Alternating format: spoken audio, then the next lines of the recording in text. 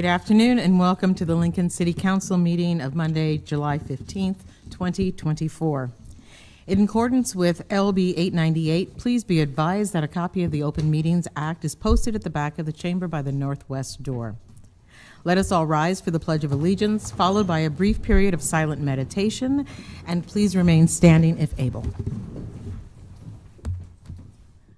I pledge allegiance to the flag of the United States of America and to the republic for which it stands, one nation, under God, indivisible, with liberty and justice for all.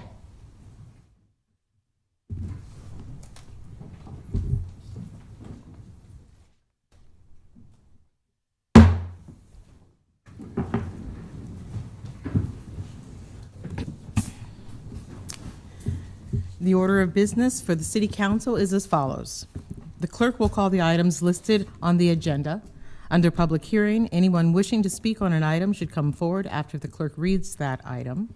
The council shall require any member of the public desiring to address the council to identify themselves, the name of an organization or a group, including an address that you may be representing, unless the address requirement is waived to protect the security of the individual. The applicant may then make one short rebuttal.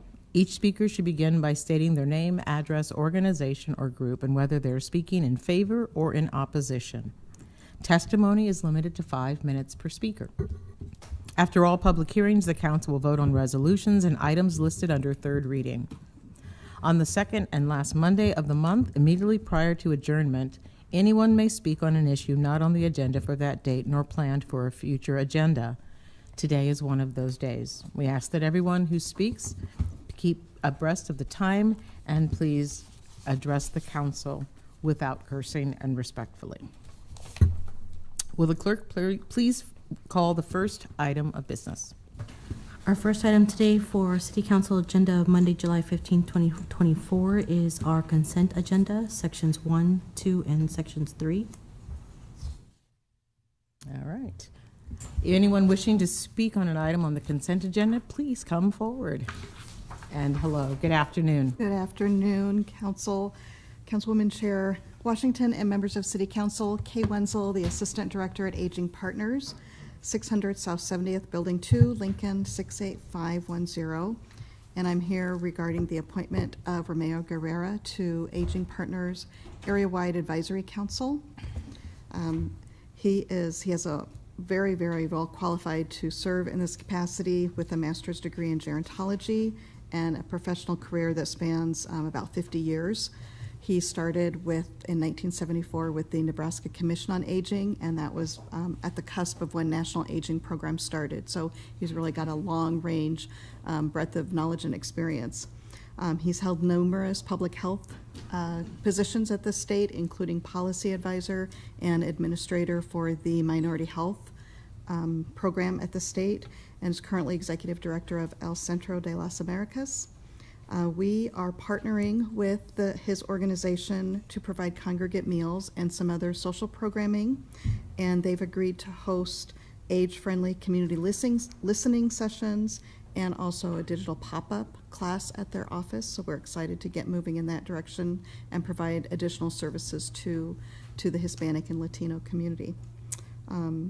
We asked for the approval of him to our advisory board, and he was unable to be here today, so we'll bring him back to a future council meeting. All right. Happy to answer any questions. Thank you very much. Are there any questions? No. Okay, thank you. Well, Ms. Wenzel, would you please pass on our thanks to Mr. Guerra for his willingness to serve? Yes, certainly. Thank you. Is there anyone else here who'd like to speak on a consent agenda item?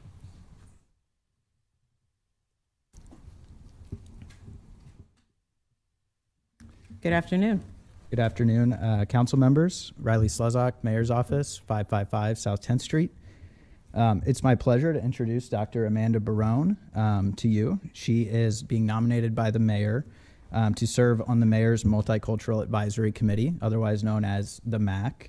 The MAC serves in an advisory capacity to the mayor and to the city council, and Councilor Shobe is currently the city council member of the MAC.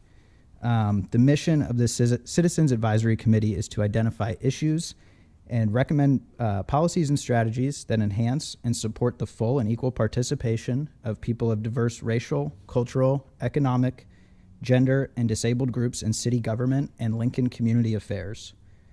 Dr. Barone is currently the Associate Dean of Instruction for Southeast Community College and has 30-plus years of experience as an educator. She's seeking a role on the MAC to drive positive change and promote inclusivity in our community and in city government. I am pleased to introduce Dr. Barone and ask that you support her nomination. She will make an outstanding contribution to our city on the MAC. And Dr. Barone? Thank you. It's a pleasure to be here. Have been on that side, serving with some of you in the commission as a Lincoln commissioner, and it was a great experience. I have also had experience as a board member with the El Centro de las Americas. I was there for maybe a year, and then I worked as a board member at Malone Center, and then I'm currently a board member at the Lincoln Arts Council, and I'm a member at large of Las Voces, which is a Nebraska-wide advocacy group, and we meet mostly on Zoom, and we invite people to come over. I know Tom through SCC. I supervise, actually. One of my areas of supervision is criminal justice. I'm interested in this position because I think at this point in my life, and after having served several communities, I understand and live the values that we have here in Lincoln, and would like to also represent my community, any intersections in my life, age, gender, height, all of that. I'm really happy to be here. Well, thank you very much, Dr. Barone, for your willingness to serve. It sounds like your background is extensive and you'll bring great value to the Multicultural Advisory Committee. Thank you. Are there any other questions or comments? I'll make a comment. Yes, Councilman Duden. You know, there's just nothing better than when you get into the habit of serving the public and you feel like you're an asset and you just continue to do it. I think it's critically important, you as a professional. And fortunately, the citizens of Lincoln have someone like you on this board. So thank you very much for your service and your past service. Thank you. All right. Thank you very much, and the best of luck to you. Is there anyone else who would like to speak on an item on the consent agenda? All right, seeing none, Madam Clerk. We can now vote on these items. Item 1A is appointing Romero Guerrera to the Aging Partners Area-Wide Advisory Council for a term to expire June 30th of 2027, introduced by Duden. So moved. Second? Second, Carlson. Any discussion? All right.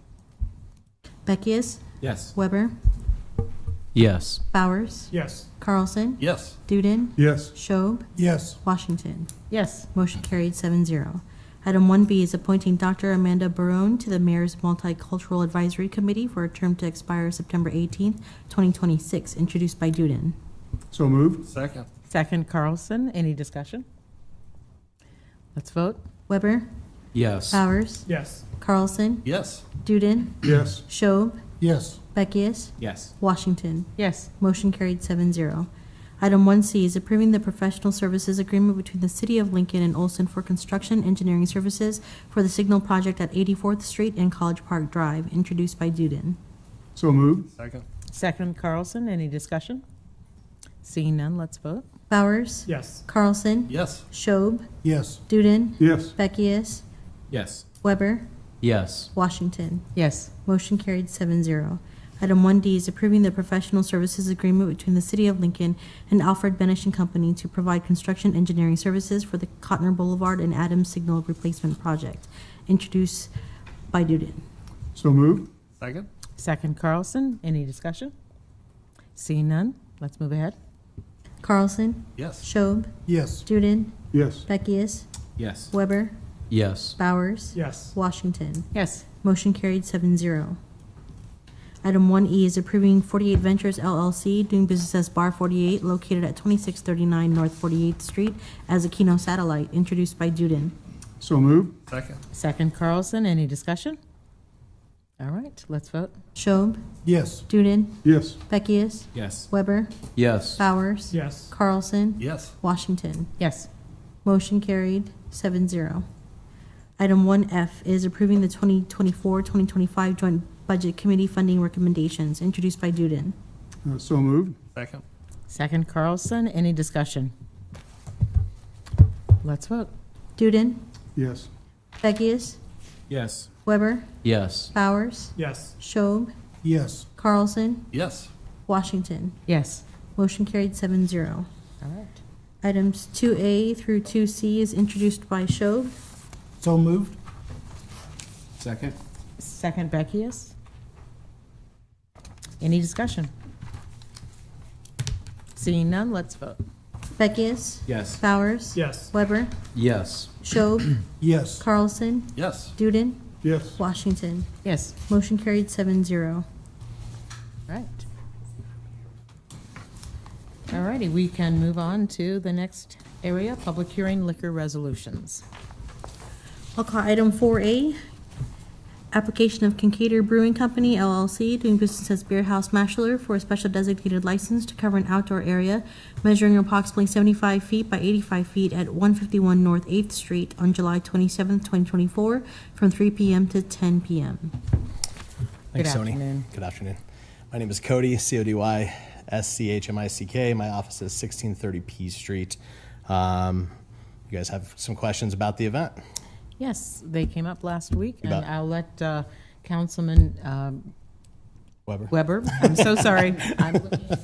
No, it's Weber, but You bet. I'll let Councilman Weber begin. Yeah. Thank you so much, Yeah. Mr. Schmick, for coming down. Yeah, last week I had some questions about your interaction with the neighbors, specifically the residents of the Granger building. Yep. It sounds like you've had some positive We interaction have, with yeah. them. Celeste and Yeah. Joe and I are in communication. One of the things that I told them, because I know we're stretching them a little bit, right, doing these events down there, and they like them overall, but obviously they just wanted to be heard, and so we probably jumped the gun on that first one a little bit, but since then I think we've done a really good job at letting them know, changing some of our process of procedures, how late music goes, where we place the music. So Celeste actually wrote a letter in that I sent over to you guys earlier today. I don't know if you got it for sure yet or not, but Yep, we got it right it before may have this just meeting. been an hour ago since I sent it to Tanya. I think we're in a good place with those guys right now, but if you've heard anything else, I'd be open to talking about it. Yeah, I will say, since I was the one that made the motion to delay, that a lot of my current concerns have been alleviated, and I appreciate the open channel of communication that you've had with the residents. I think that's so important, and just being a good neighbor. So Yeah, thank we you just so want to much. do cool stuff in Lincoln, man. Is really Absolutely. what it comes down to. Yeah, And I appreciate that. Thank you. absolutely. Yeah. All right. Do any other counselors have questions for Mr. Schmick? Schmick? It's fine. All right. I've been called that before. I've been called worse before. Actually, last week I was called worse. Yeah, we're not going to go back there. All right, thank you. All right, without any other questions, Okay. thank you very much Thanks. for coming down. Is there anyone else who'd like to comment on this proposal, either in favor or in opposition? If you'd like to speak on this, you may come forward. Sorry, I missed what the motion was. Well, we're doing comments on 4A, and it is a special designated liquor license of Kincaid Brewing Company. Okay, cool. Sorry, I just didn't know where we were. Okay. If no one else would like to speak on this item, we're going to move on to the next. Madam Clerk. I'll call item 4B and 4C together. Item 4B and C is application of Witch's Brew LLC, do business as Witch's Brew, for a Class C liquor license located at 200 West P Street, and the related manager application of Carissa Shanika.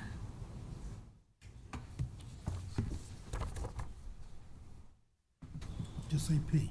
Yeah, Shanika? Shanika. Is Carissa Shanika here from Witch's Brew?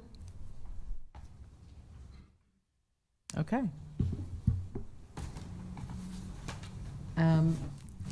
Before we proceed with this one, Investigator Parker, Because of how our agenda was published, we did not get a report on this.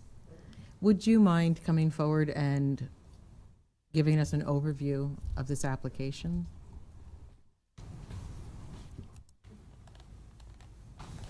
Thank you.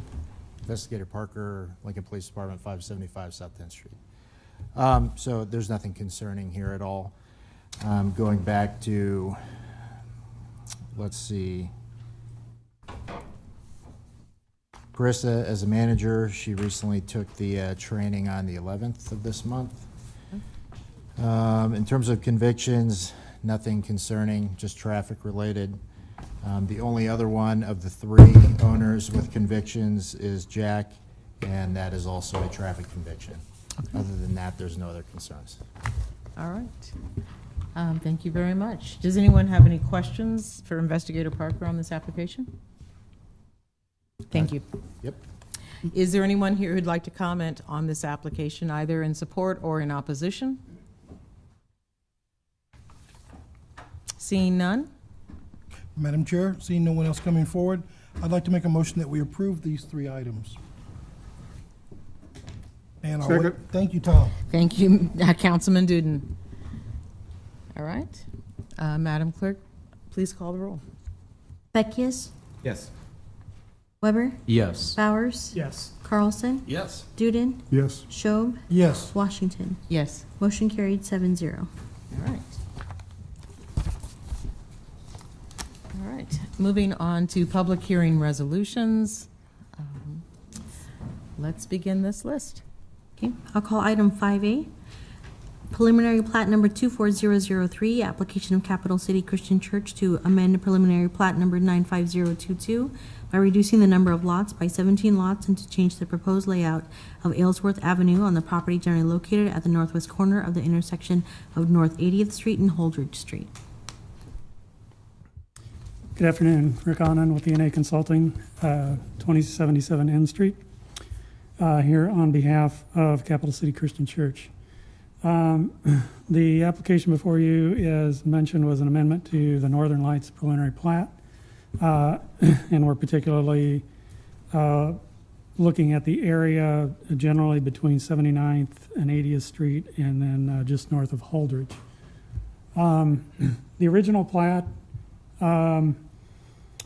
called for Aylesworth Avenue to extend through from 79th to 80th Street. This is Holdridge down here. That was approved some time ago, back in the 90s. As the site developed in 2005, Capital City Christian purchased this property that was originally scheduled to be Aylesworth Avenue, and added that to their campus. Shortly, and I guess I would note too that Capital City, their facility predates this subdivision. They've been around for about 50 years in this location. So a couple years after that, they added onto their facility, expanded their parking, actually even built an addition to their building that encroached into that property. So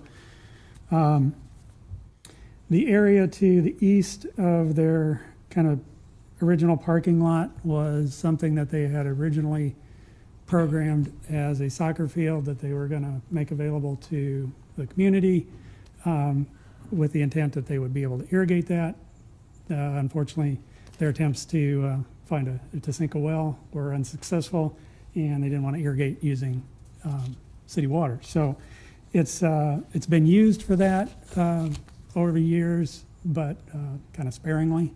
And so they have decided that they would kind of downsize a little bit and return that area to residential use. So as you said, the original plan called for Aylesworth to continue through. Their existing parking obviously impact that in their building. So the area they're really interested in developing is what we show in yellow here, these lots. They've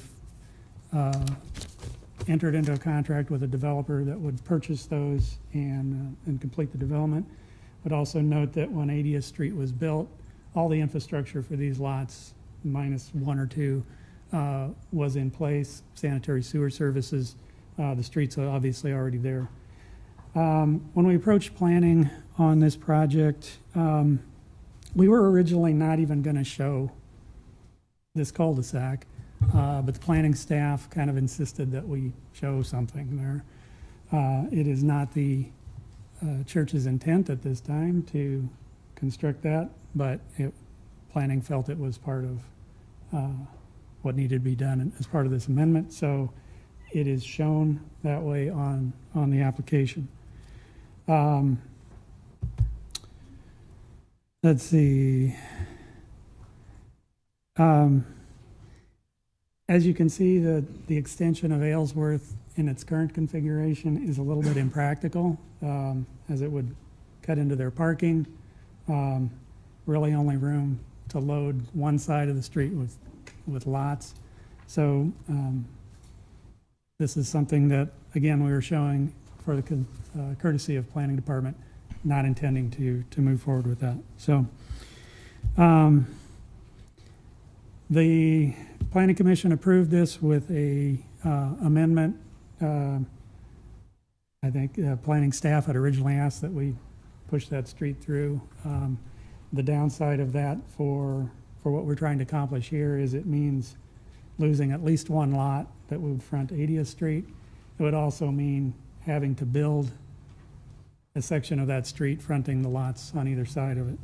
And again, not the intent of what we're trying to accomplish here. So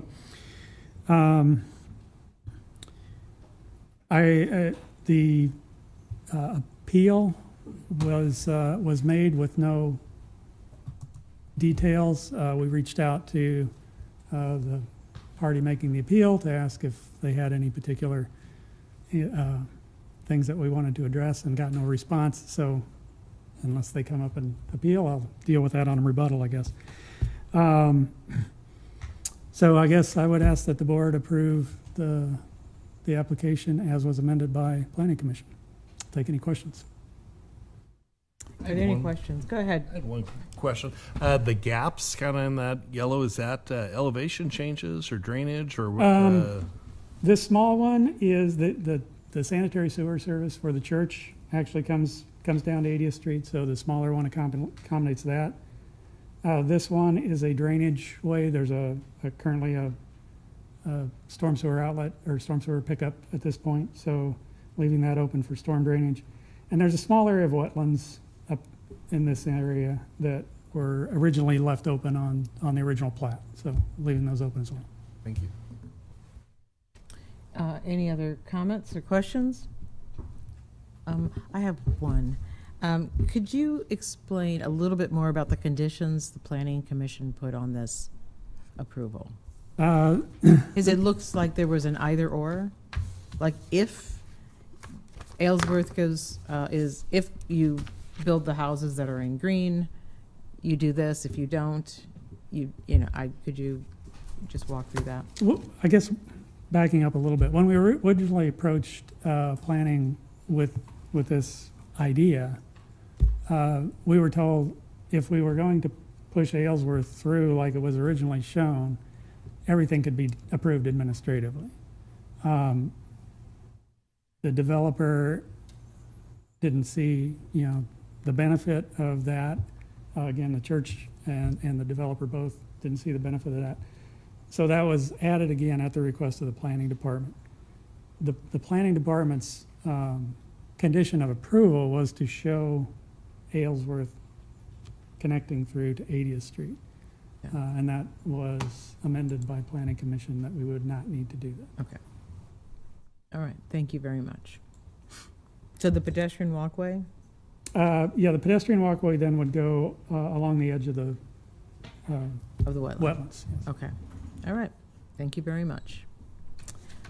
Seeing no comments or questions from the dais, if there's anyone out here to speak on this project, either in support or opposition, please come forward.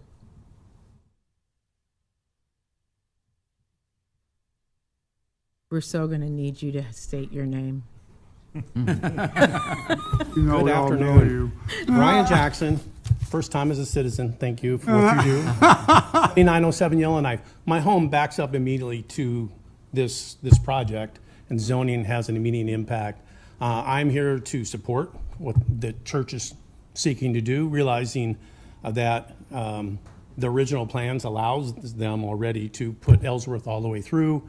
I came to the planning commission meeting also, and in full disclosure, the likelihood of Ellsworth becoming a cul-de-sac is very slim based on the discussions I heard, and I think it's a superior option than Ellsworth going all the way through, especially with smaller lots. So again, immediately backs the church. The church has been a fantastic neighbor.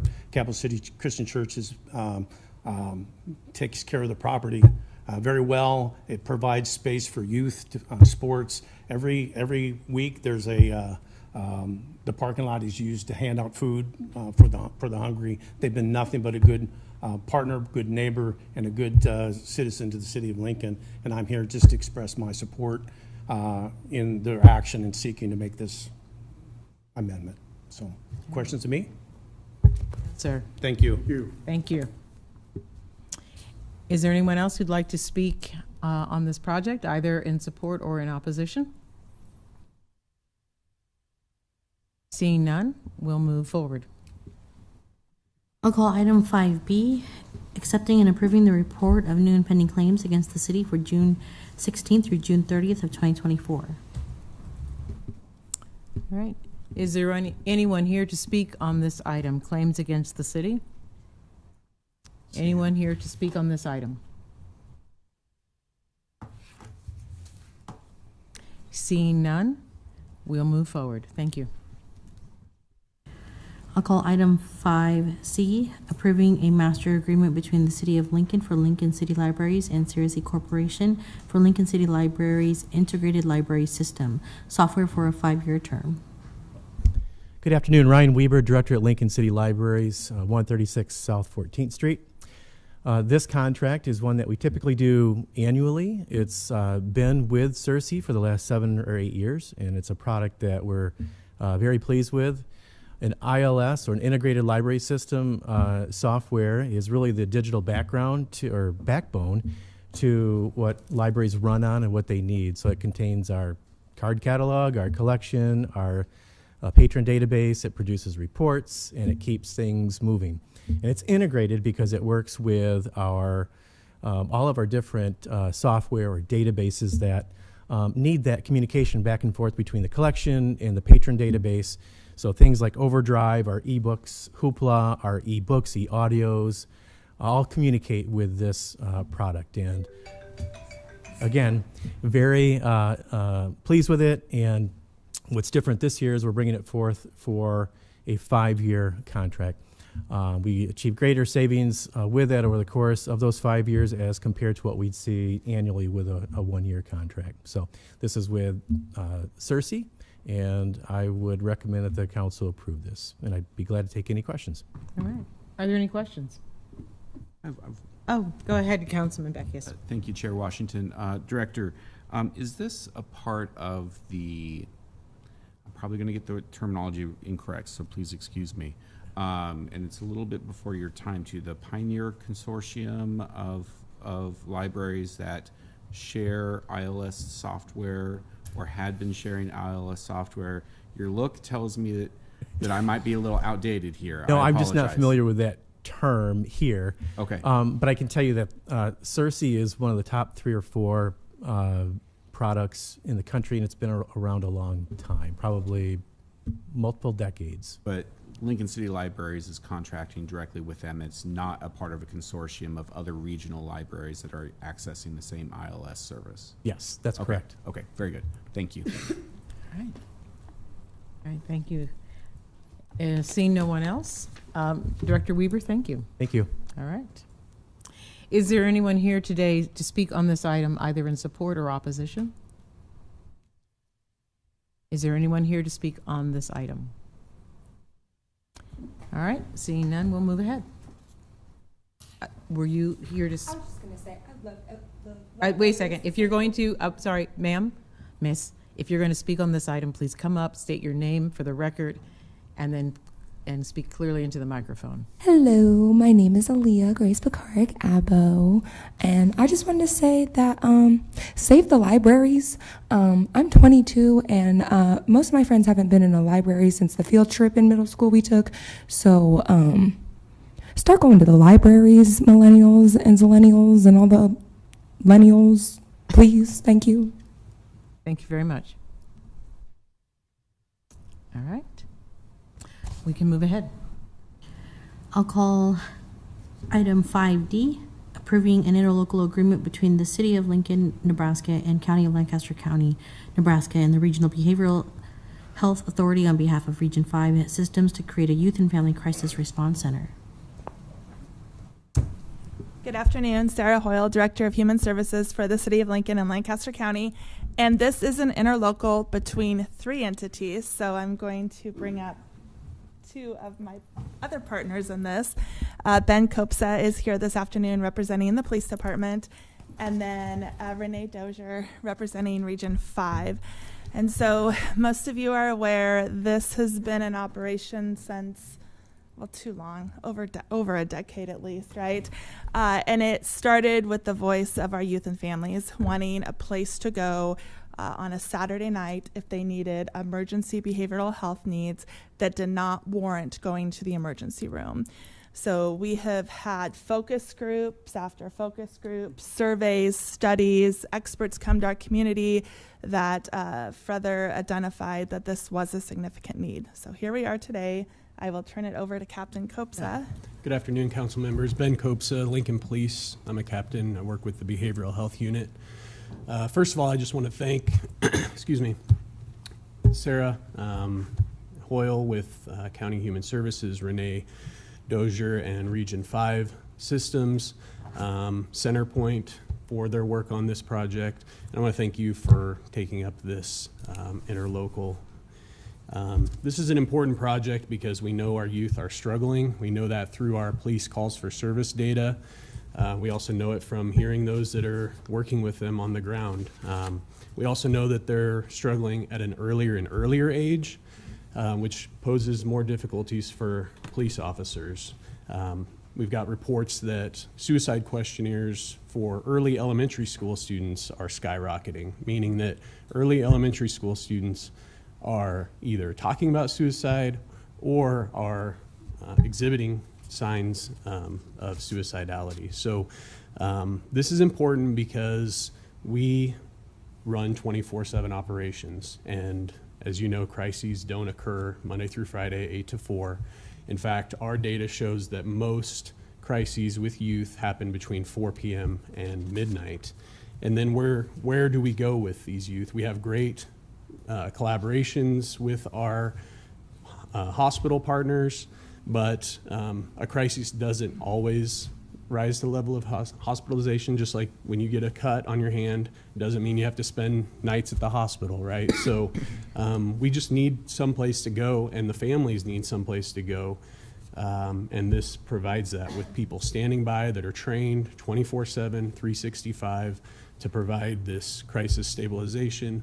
And it's also going to prevent detention and justice involvement. So I really want to thank Renee and Sarah and all of you for working on this, recognizing this gap exists, not just accepting it, and bringing this vision to the point we're at.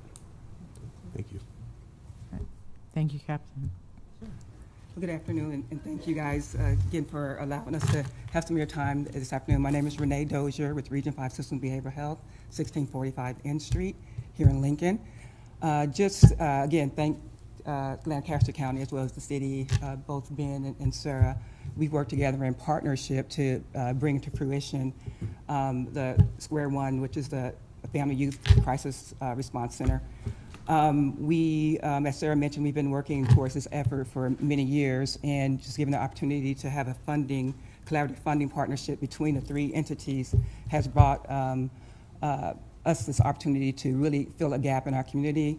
We're able to build a very robust youth crisis continuum where we have someone to call, 988, as well as our call-in lines, someone to respond with our mobile crisis response units that we've brought up over the last 5 years. And now the last arm of that three-legged stool is is a place to go, and that's going to be our youth crisis response, family crisis response center.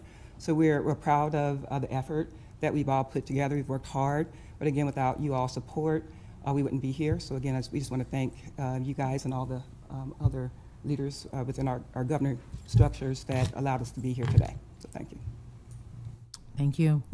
And so before you today is the interlocal solidifying this. You've heard from our partners. I mean, this is not possible without Region 5 and without the city too, as part of this collaborative. So we're excited to be here. And once again, thank you all for your support of this. Any questions? All right.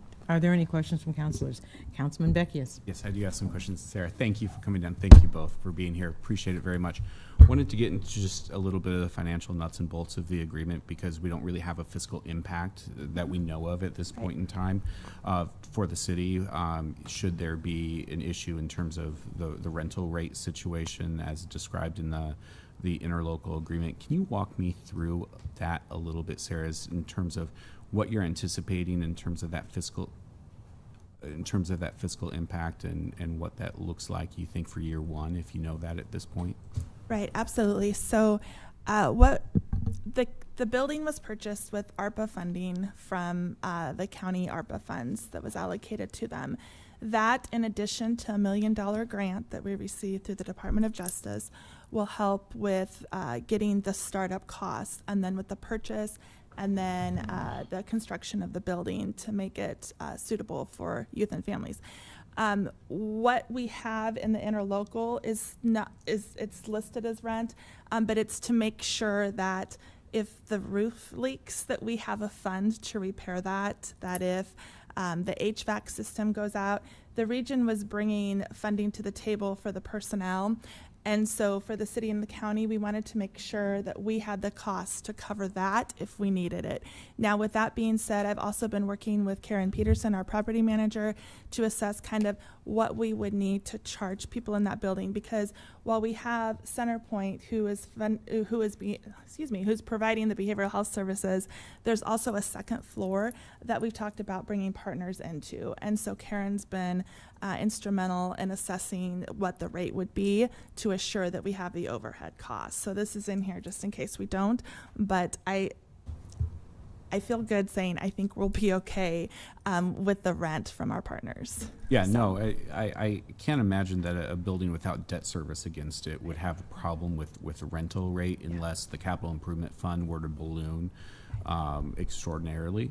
But I just wanted to note that we don't really have a fiscal understanding as to what this potentially could look like. I don't think it's going to be disastrous at any means, but I didn't know, in terms of how much occupancy this particular program would use of the building. Mm-hmm. You mentioned the second floor renting out, if that's calculated against. It doesn't seem to be, it seems to be very specifically, narrowly defined, as the amendment states, just to the specific user that we're talking about here. But I just wanted to get an understanding. It does seem to be subject to whatever the service provider thinks that is, or the board seems to think that the service provider is able to afford, but it shouldn't be anything beyond. With a building without any debt service, it really should not be an issue. Is that your understanding? That is my understanding. In addition to, there's a basement and there's already a tenant in there. Yep. So okay. we already have, yeah. Okay. But once again, those other tenants really shouldn't apply to the city's coverage of. Correct, but with the overhead, yes. Yep. Okay. Very good. Thank you. Yes, thank you. Any other questions? Seeing no questions, thank you all. Director Hoyle, it has been a long time, and it's wonderful to see this project move forward. Thank you both, Captain and Ms. Dozier.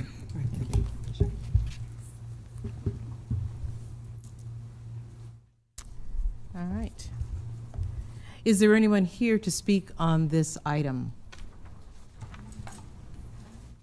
Now they're going to get sick of me. Aaliyah Grace Bakari-Gabo, hello again. I would just wanted to say that I wish this was a thing when I was growing up. And I know kids that I personally know them, that this is going to help. So, thank you. All right, thank you. All right, is there anyone else who'd like to speak? All right, seeing none, let's move ahead. Excuse me, I'll call item 5E, special permit 17022B, application of Dominion South LLC to amend the existing special permit to waive the average lot width and to reduce the minimum lot area for 2 family dwellings on property generally located at North 105th and Wayboro Lane. All right, is the applicant here? This is special permit 17. Oh, thank you. The applicant's not here, but the director of planning is. Thank you. David Carey, Director of Planning Department, 555 South 10th Street. I didn't see the applicant, so I thought I'd just stop up. This is a really straightforward proposal for special permit, and it really is to reduce the minimum lot width and lot area to allow for a particular type of 2-unit housing in this area. We're supportive of it. It was approved by the Planning Commission 8-0, so it is before you as kind of a specific amendment to the existing plan for a different type of unit to be constructed out there, and we're in support of that. Okay. Are there any comments or questions for Director Carey on this project? Mr. Duden. Yeah, thank you, Chairman Washington. What was the size of the lot to begin with, or what was it originally? Yeah, so the lots that were already approved were 5,000 square feet, and this change would bring them down to 4,200 square feet. So a change, but not a dramatic difference. Okay. All right, thank you. Sure. All right. Any other questions or comments for Director? Thank you. Thank you. Is there anyone here to speak on this item, either in support or opposition? Is there anyone here to speak on this item? Seeing none, we will move ahead. I'll call items 5F and 5G together. Item 5F is approving the Pioneers Mixed Income Row House Redevelopment Project agreement between the City of Lincoln and Neighborhoods, Inc., doing business as NeighborWorks Lincoln, relating to the redevelopment of property generally located at 4618 Pioneers Boulevard and adjacent rights-of-way in Lincoln, and the related item of amending the fiscal year 2023-24 CIP to authorize and appropriate $610,000 in tax increment financing for the Pioneers Mixed Income Row House Redevelopment Project. Director Hind, good afternoon. Good afternoon, Chair Washington and members of the council. Peter Hind, 555 South 10th Street, Director of Urban Development. It's great to be here. As you know, we have a affordable housing coordinated action plan, and in that plan we have a variety of types of housing solutions, and this is just another exciting way to solve some of our housing challenges. With NeighborWorks, and I know Charlie's here and some others to talk about this project, but I thought I would just kind of introduce it and what the framework was for the project, and then let them get into some more of the details. It is a mixed income row house, which is exciting because it includes affordable housing that is owner occupied. So there's 12 units in this development in 2 different structures, and 5 of those 12, so just under 50%, will be owner occupied with that. Another part of it that's really exciting, and you'll hear more about this in a little bit, is the Prairie Roots Land Trust has been established, and those 5 units will be put in that land trust forever. So it'll maintain its affordability moving forward. So it's at 46 and Pioneers. It has a lot of support from neighbors through the process. If you remember, we blighted this ground. I've been here 11 months, very early on in that time. So we're at that point now where we're moving forward with this project. So the 5 units will be 65% or less of area median income. And I will show you the TIF area. New tech here, that's kind of cool. There we go. So you can see Pioneers Boulevard 46th Street and 47th. And then I'll also point out the alley is included just on the north side of the property as well, that we're looking at to be able to spend some dollars there to improve the property. I'll also talk about so you just saw that map. So can we zoom in a little bit? Do I have zoom? There we go. And you can see here the alley that I talked about in the map is just on the north side, but then there's another internal alley that will be created with additional parking on the east side. And I'll let, I said 3 buildings, it's actually 4 buildings. I said 2 buildings, it's actually 3 separate buildings with this pedestrian access through the middle. And then I'll show an image of the project. So this image, the lighter color image that you're seeing here, this is that pedestrian access off of Pioneers, and you can see these facades. And then this is the internal patios that are facing in the internal alley that's going to be there. So it has a lot of community walkability. That was an important part of the project. And then lastly, I'll just show our TIF list that we have showing our city administration filing fee, site acquisition, site prep, right-of-way, facade enhancements, and then energy enhancements. I want to just briefly talk about small TIF.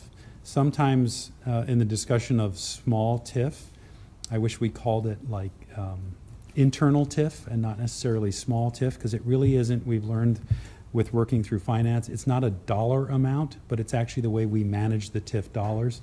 We felt because this project, there's a lot of repetition, it's small scale, residential in scale, that we could manage this internally and not have doing the bond direction that we usually do in project.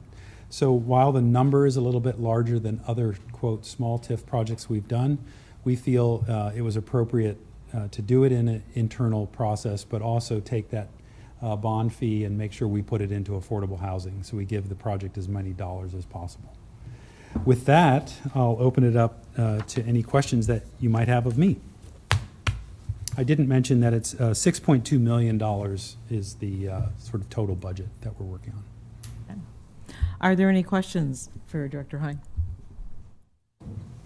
Thank you for your time. And I know Charlie's going to come up. I'll sit down if there's any other questions after these guys go. I'm happy to answer them. Thank you. Thank you, Director Hind. Charles Wesch, Interim CEO of NeighborWorks Lincoln, 2530 Q Street. I had remarks prepared, but Director Hind kind of took most of them. It's like having other people speak about your projects. That's a good thing. I'll just sit here and take it all in. There were a couple things that struck me that I just wanted to talk about. We've been coming to you, it seems like, for the last several years at different steps in this process.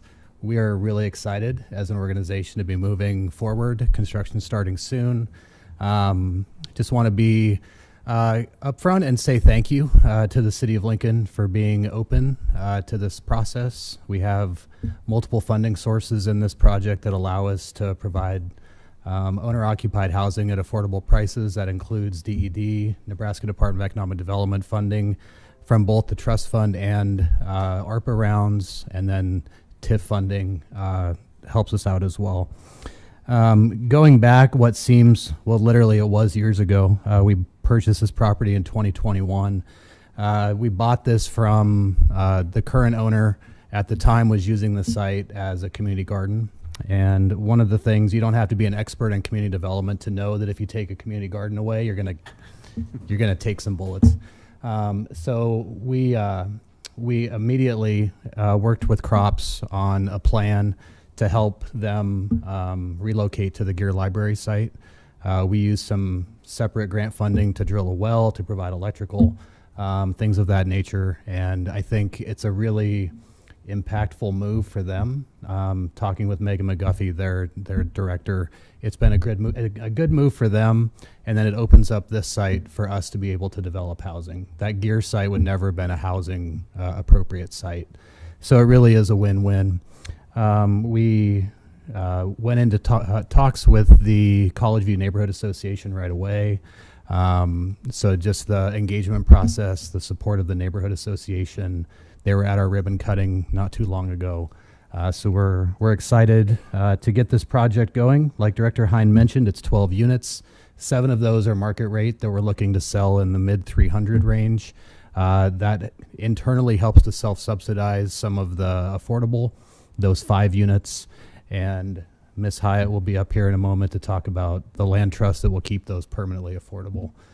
So we're excited. We'll get construction going. These projects, it seems like it takes forever, but it's finally to a point where we're looking at construction. So with that, thank you. Thank you for hearing me and for your support.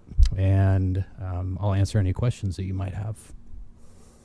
Are there any questions right now for Mr. Flesch? All right. Stay tuned. There might be. All right.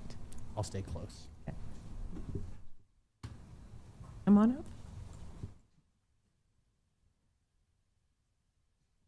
Hello, members of the council. Jennifer Hyatt appearing here in my personal capacity, 3131 Prairie Road, as president of the Prairie Roots Land Trust. We just recently got our name, so it still feels kind of weird to talk about it in that aspect. So we are a relatively new group here in Lincoln. Charlie reminded me earlier this afternoon that we formed in February of last year. And the intent of the Prairie Roots Land Trust is to create basically community, but affordable housing. We are also kind of working into some commercial area. We're very excited that these will be some of our newer units. So as Director Hind mentioned, we'll have the 5 units available at 65% or less AMI, and that will be perpetually affordable. So the point of the land trust is to bring homes on board, and the land trust will hold the ownership of the land perpetually, and then we sell the dwelling unit on top of it. And this allows us to take the land cost out of purchasing homes, because that can sometimes be some of the higher amounts of money that you have when you're looking into buying a home. And it also does keep us, or give us the ability to keep affordable housing going in the city. So the way we work that through is we do a land lease agreement with the purchaser of the properties, and so then they can resell their home at the same affordability rates. So all 5 of these will be affordable to people at 65% or less AMI. Always, it won't increase in that. Of course, 65% or less may increase, but that rate will always be there. So we are very excited, and we're here in support, and we would ask that you guys approve this redevelopment agreement. Are there any questions? Are there any questions? All right. I want to say a personal thank you for the creativity. I know it's NeighborWorks, it's Prairie Roots.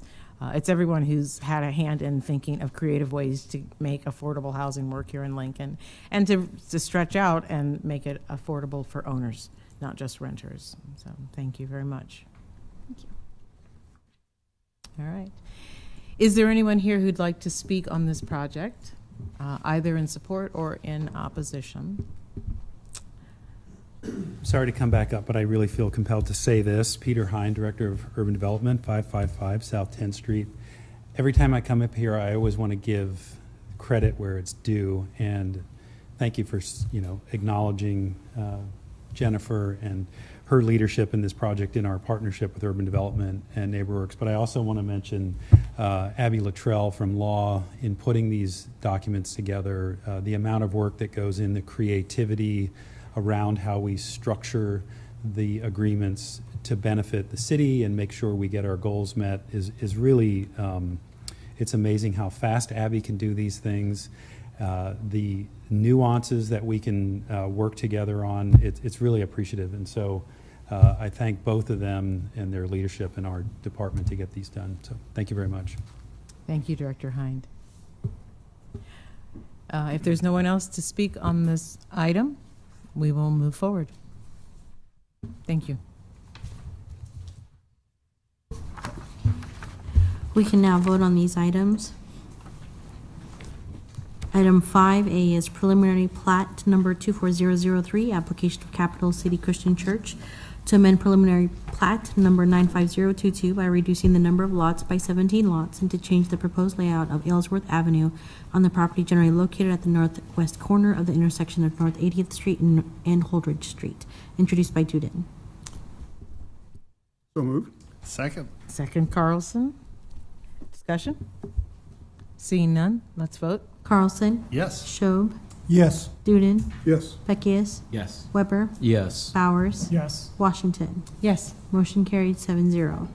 Item 5B is accepting and approving the report of new and pending claims against the city for June 16th through June 30th of 2024, introduced by Duden.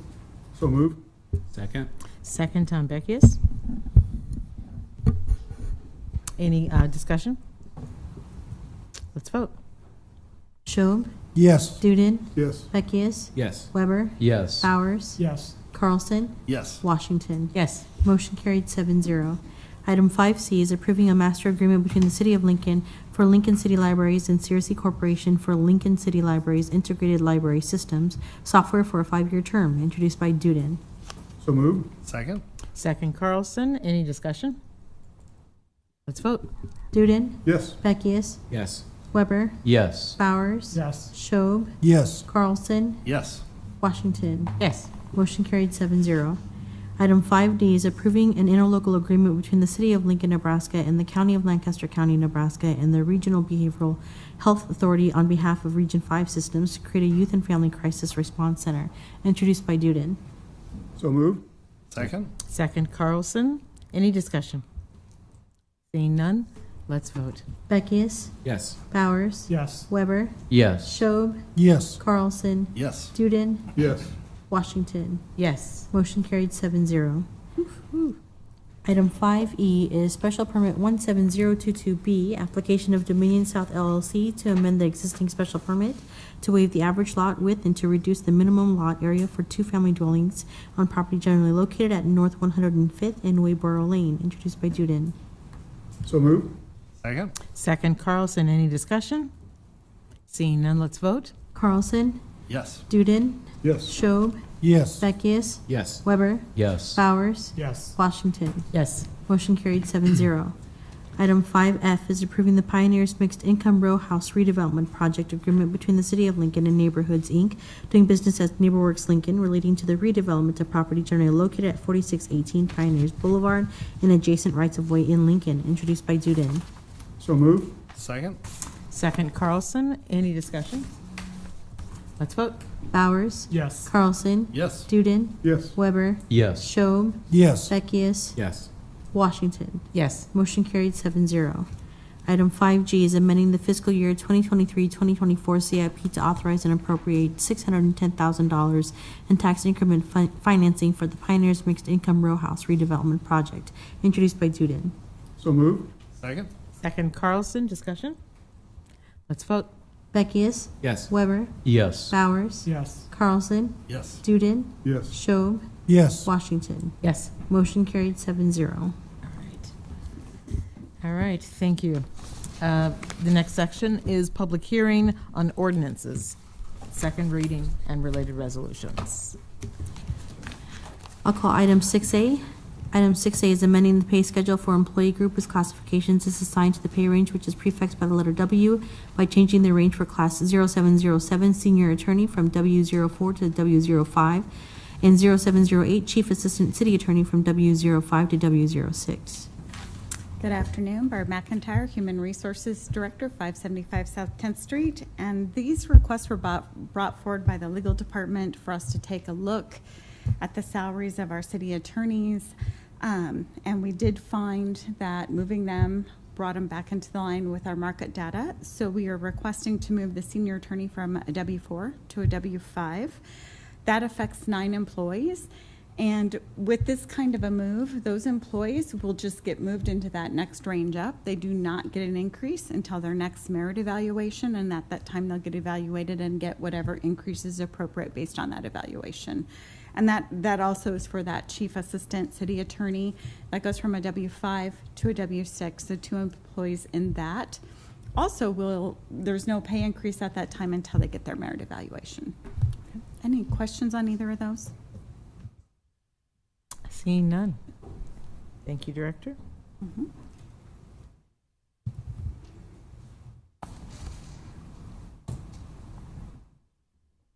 Madam Clerk, we can move. Oh, no. Is there anyone who'd like to speak on this item, either in support or in opposition? All right. Director McIntyre. I'll call item 6B, amending the pay schedule for employee group whose classification is assigned to the pay range which is prefixed by the letter C by changing the range for class 5300 utility engineering specialist from C30 to C34. Yes, we brought a class forward called a utility supervisor earlier in the year, and when we moved that, because we were struggling to hire because it was behind, what we actually did is create a problem with our next promotional step increase because now it was below the utility supervisor. So this utility engineering position has always been a promotional step for the utility supervisor. So we promoted someone and then realized, oops, we need to take another look at this and make sure, take a look at the pay, make sure it stays in that career ladder appropriately. So we're asking to increase it at this time from a C30 to a C34. There is 2 employees in this class, and because when we do this, they will actually get a pay increase of $6,134 between the 2 of them, and that is in Director Elliott's budget. So we have accounted for that with her budget. All right. Thank you for that explanation. Are there any questions from counselors? Seeing none. Is there anyone here who would like to speak on this item? Seeing none. Dr. McIntyre. I'll call item 6C, amending the pay schedule for a certain employee group by adjusting the schedules of annual, monthly, biweekly, and hourly pay range equivalents for employees of the City of Lincoln whose classifications are assigned to pay ranges prefixed by X. Yes, so we're going to have a number of these, and you're going to hear 3% consistently over and over again. So this is the cost of living adjustment that goes into effect on August 15th, and it is 3%. All right. Are there any questions? All right. Is there anyone here to comment on this? Seeing none. Madam Chair, may I go ahead and call items 6D through 6I together? Yes. Let's do that. I think that would be wonderful if you called all of those items together. Items 6D through 6I is amending the pay schedule for a certain employee group by adjusting the schedules of annual, monthly, biweekly, and hourly pay range equivalents for employees of the City of Lincoln whose classifications are assigned to the pay ranges prefixed by E, prefixed by W, prefixed by DSS. I think that's it, right? And item 6G is amending the pay schedule for a certain employee group by adjusting the schedules of annual, monthly, biweekly, and hourly pay range equivalents for employees of the City of Lincoln whose classifications are assigned by pay ranges prefixed by M. This adjustment in accordance with the terms of the parties' current bargaining agreement. Item 6H is prefixed by the letter P, which also is the adjustments in accordance with the terms of the parties' current bargaining agreement. And item 6I, which are pay ranges prefixed by F. Yeah, so I'm just going to clarify quickly. All the items from 6B through 6H are a 3% cost of living increase. The last one, the item F, is a 6% cost of living increase, and those will all be effective on August 15th. All right. Thank you very much. Wait a second. I made an assumption that there were no questions. We had dealt with this with the union contracts we approved in the fall. Wonderful. Thank you very much. Is there anyone out here who would like to comment on either of these items? All pay scale adjustments, COLAs, 3% and 6%. Seeing none, Madam Clerk, we will move ahead. I'll read item 6J, Street and Alley Vacation 23004, application of Union Bank and Trust to vacate the east-west alley between O and P Streets and between North Antelope Valley Parkway and North 20th Street, adjacent to property legally described as Lot 3 and the remaining portions of lots 7 through 8 and lots 9 through 14, Lot 28, Kinney's O Street Addition, and lots C through D, County Clerk's subdivision of lots 4 through 6, Block 28, Kinney's O Street Addition, and vacated adjacent alley located in the southwest one-fourth section of 24-10-6, Lincoln, Lancaster County, Nebraska, generally located between O and P Streets and between North Antelope Valley Parkway and North 20th Street. All right. Is there someone to speak on this item? Street and alley vacation?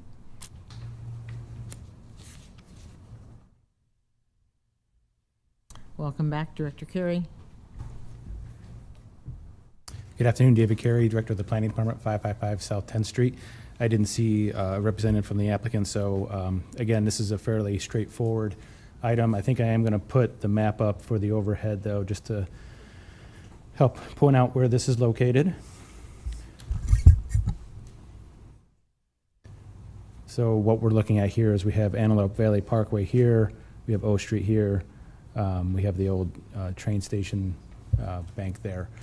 This is clearly the discontinuous alley, and so this was something that came through the process back in 2023 and was approved by the Planning Commission back then. What has happened since then is that the identified value of that of $33,000 for the vacation of the right-of-way, the property there, that has been submitted to the city clerk, and therefore we can move forward with the vacation process, and that's where we're at today, and we're in support of that, and this is more or less a final step for that to happen. Okay. Thank you very much. Are there any questions for Dr. Carey? All right, seeing none. Thank you very much for coming down. Is there anyone here today to speak on this item, either in support or in opposition? This is the street and alley vacation. Is there anyone here to speak on this item? Seeing none, Madam Clerk, we'll move ahead. I'll call items 6K, L, and M together. Items 6K through M is approving the North 48th and Madison Avenue mixed-use redevelopment agreement between the City of Lincoln, New Generation Properties LLC, and B&J Partnership LTD relating to the redevelopment of the property generally located at North 48th Street and Madison Ave, and the related fiscal year 23-24 CIP to authorize and appropriate $2,292,163 in tax increment financing for the North 48th and Madison Avenue mixed-use redevelopment project, and the related tax allocation bonds for the North 48th and Madison Avenue mixed-use redevelopment project in the amount not to exceed $2,292,163. All right, thank you very much. Director Hind. Good afternoon again. Peter Hind, Director of Urban Development, 555 South 10th Street. Again, another really exciting project before you today. I was excited about this project when I was sitting there on the Urban Design Committee when we saw this project the first time. It was a resounding yes at that day. The applicant actually brought physical samples of the materials and gave us gloves so we didn't cut ourselves. They really poured themselves into the design of the project. I'm going to try and be as brief as I can today because I know Mr. Seacrest is here to talk a little bit more in depth in the project. You have already voted on a plan, the redevelopment plan of this project. The reason it's coming to you today and coming back is that there are a few changes that are exceeding the 5%, so that's why we're going back to kind of re-looking at some of the items. I also want to point out again that I did at the end of the last project and point out the team that's worked in urban development. Wynn Urmstad has been championing this project with the help of Abby Luttrell. Really, this was a tough one, a lot of nuance with the mixed use, the site, alley, and other just small pieces that were involved with it. And as you know, Wynn on the 31st of July is going to be retiring, and so Jennifer Hyatt will be taking over the management of this project throughout the construction and finishing the project out. As you know, the developer is B&J and their LLC and New Generation Properties for this project. As I mentioned, Kent Seacrest will come up and talk about it a little bit more in detail. But just high level, 3 stories, first floor, 4,800 square feet of retail. 56 units. And importantly, again, this developer has agreed to make about 20% of the units, about 11 units, affordable for 20 years for the population that's 60% AMI. And so we're excited about that. As you know, this is just slightly west of Wesleyan University. And this is a private investment of $10.3 million. And the TIF is, as was mentioned, a little over almost $2.3 million. Site TIF uses, if we can zoom in. Well, let me just talk about the map a little bit first here. Kent, I'm not going to promise I won't take all your thunder, so I'll be brief. Again, I always like to show this because it just shows where we can spend our tax increment financing in this map. That's very important. And you can see we've captured the alley and the public right-of-way. And then I'll let Kent talk about this a little bit more, but we do have, we've talked a lot and worked a lot on our list of priorities for the project. And the last thing I'm going to mention that's an important part of this project is a land swap. So the city acquired this land, I think it was in about 2009, from an owner. And we also are going to be gaining the lot, it's lot 226 9th Street right here. And because this is so significant, the building here in this corner is the former police station that's now vacant. And then you can see there's two lots that are currently in city ownership. There's a little piece of county within one of them that we have to figure out, but that's something that we can easily do. And you can see this lot here in white is that last lot that we will then own this entire south half of this block. And to remind you, just to the north of this, we have an agreement central at South Haymarket that is moving forward. That'll be coming to you, this body, in September. That is 172 affordable housing units along N Street.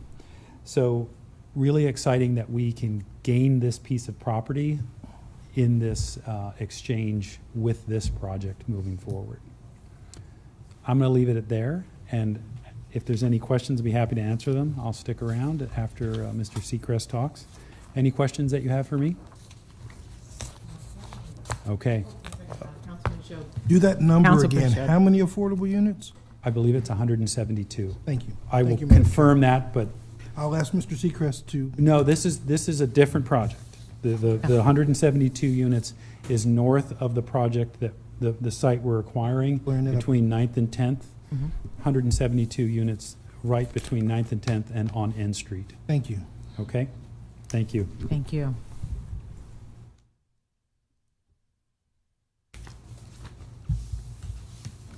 Good afternoon.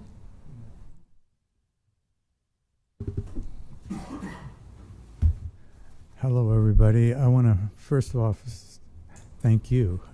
This will be your sixth and hopefully your last public hearing to get this project officially over the finish line. So this is it. This is the redevelopment agreement. This is the TIF bond. This is your CIP. And part of this is you're approving what we call the land exchange agreement, which Peter did a great job of explaining. We have two Speedway entities in front of you today, B&J Partnership. They're the ones that own this 9th Street property that we're exchanging. Then we have another Speedway entity called New Generation Properties, LLC. They're the entity that's going to actually build and own the sticks and bricks on North 48th Street. So it's taking a couple extra signature blocks that, again, Abby Luttrell was wonderful at help put together the complex redevelopment agreement and land exchange agreements at the same time. James Bauer has been helpful. This is in his district, and it all started in 2003, before you were probably born. But we'll see if that comes up. This is This used to be the former Greens Plumbing and Furnace site. In 2003, a massive fire, and it was destroyed along the way. The city acquired it 3 years later. So think about that. 18 years ago, the city acquired this and said it's open for redevelopment opportunities. So this has been rather a long haul on behalf of the city to get this to in front of you today. What's ironic is the property you are acquiring under this deal on 9th Street, it also had a fire. So I don't know if there's a correlation there or not, but we're here today to celebrate what we call the final deal to make it happen. Now, we came along in 2022 to answer the city's open request for proposals. And we've taken 36 months to work with the city on this. This could be one of the longer times, but it isn't because your staff did anything inappropriate. They worked hand in hand. We had a lot of external factors that I'm not used to dealing with on this one. We had COVID, we had high interest rates, high construction costs. The North 48th Street construction project made it very complex on a timing point of view, but it's now completed. We had bad fill. When they demolished the building, they didn't put the right type of fill in, so we've had geotechnical conditions. We had to vacate an east-west alley, and we had to work with our neighbors because the east-west alley is going to turn into a two-way private drive system. So we are coordinating with our neighbors to the south, who hopefully will come in soon with their redevelopment plan for housing along the way. We had title problems. The city didn't quite cross their T's and dot their I's when they acquired it. Abby was masterful and got that title problem solved.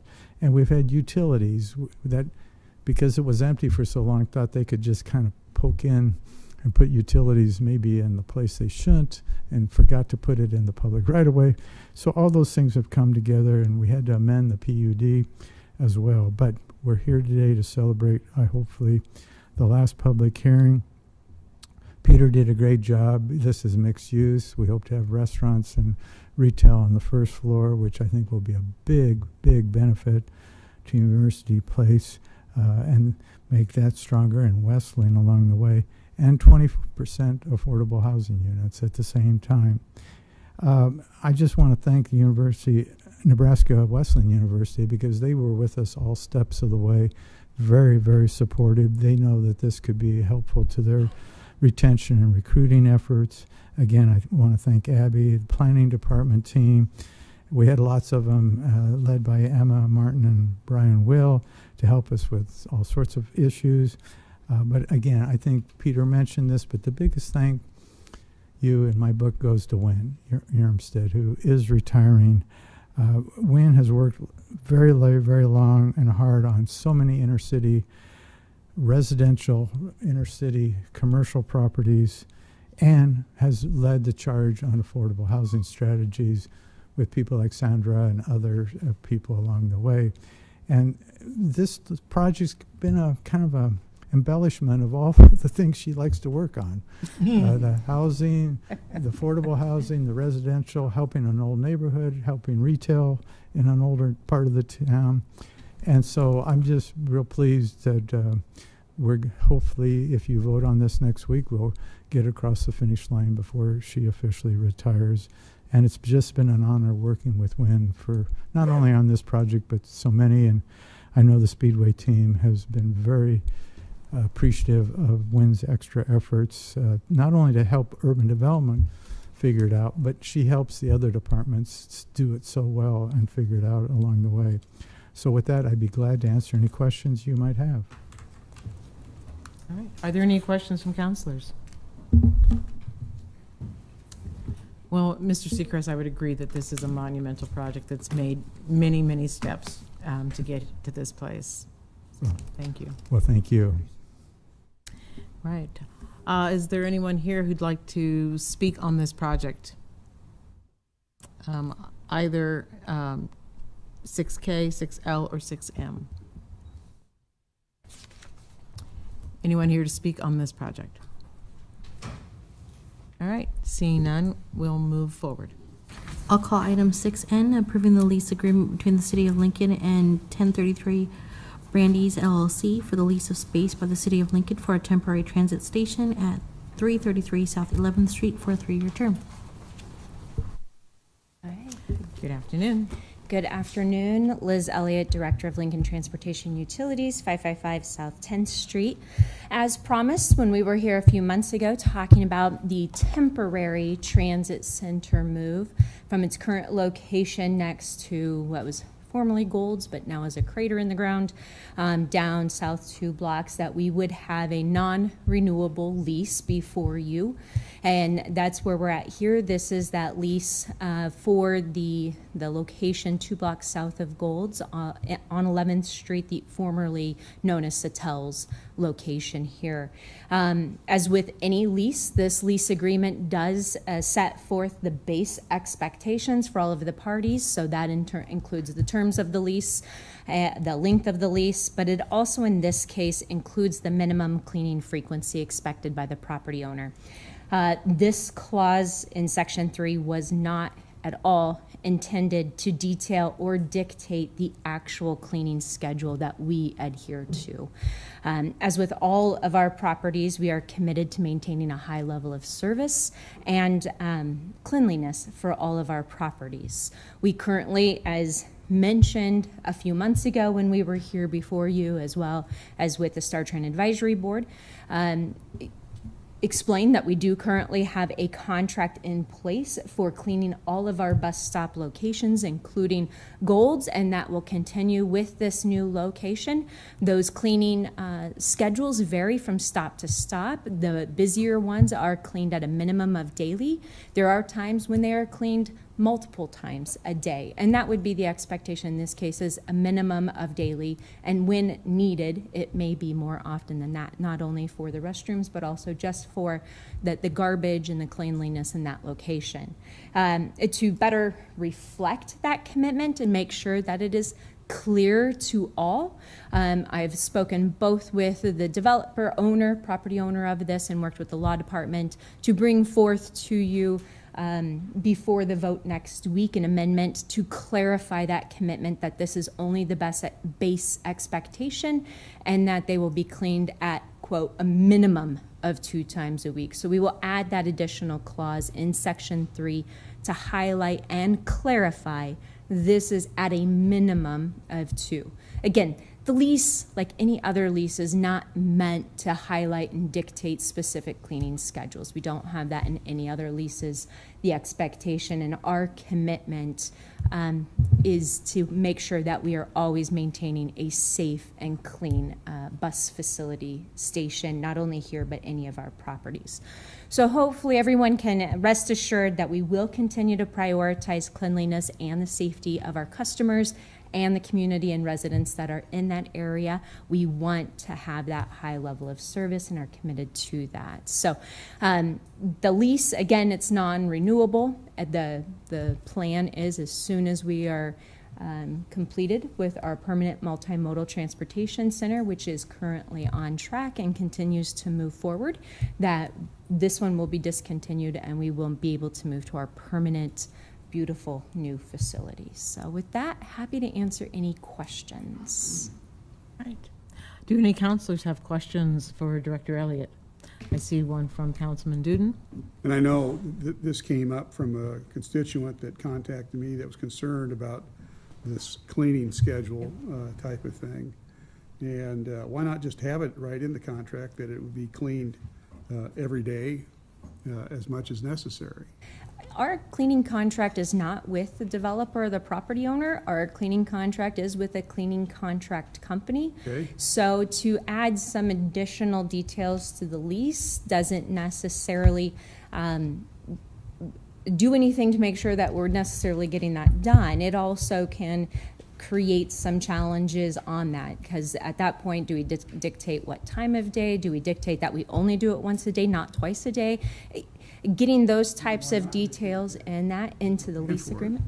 I'm sorry? Why not dictate that if we're paying for it? It's unnecessary. We're not paying for it with the property owner. That is a separate contract that we have. If it was the property owner that was doing the cleaning and we were paying them or they were arranging it, absolutely. But this is a completely separate contract with a totally different company that we will have this with. Any other questions from counselors? Well, Thanks for clarifying that. Yeah, absolutely. all right, Councilman Beckius. Thank you, Chair Washington. Director Elliott, just wanted to thank you for proactively coming up and making this aware to us. As Councilman Duden stated, we had been contacted by constituents. Thank you for explaining the process to us so that everyone is on the same page as to what the plan is going forward. I appreciate that. Thank you. Yes, much appreciated. Definitely. Thank you. Thank you.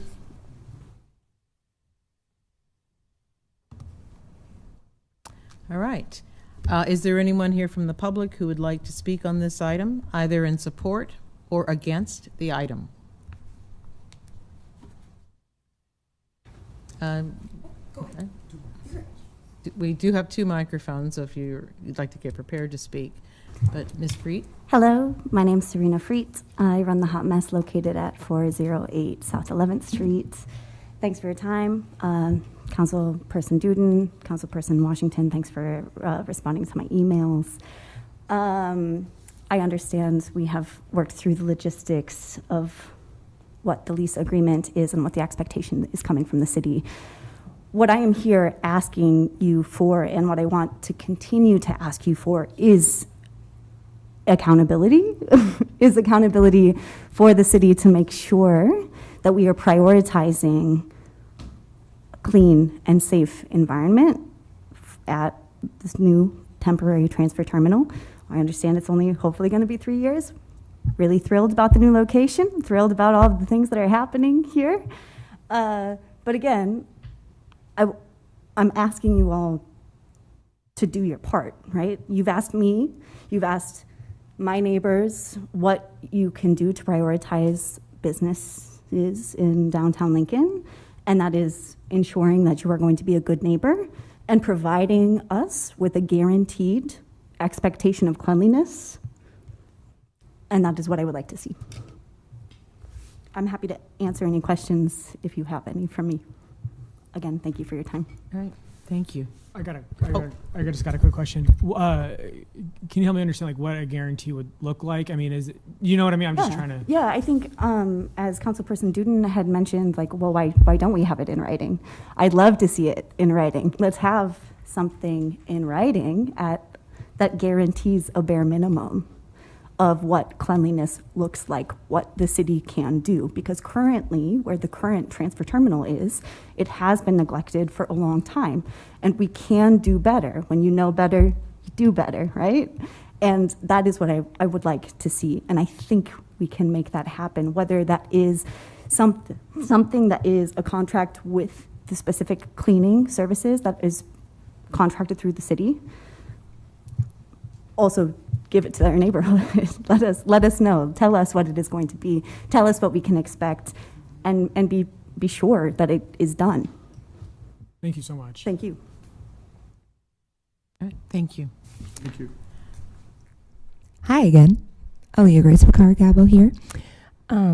I have the intention to be a business owner in downtown Lincoln here very shortly.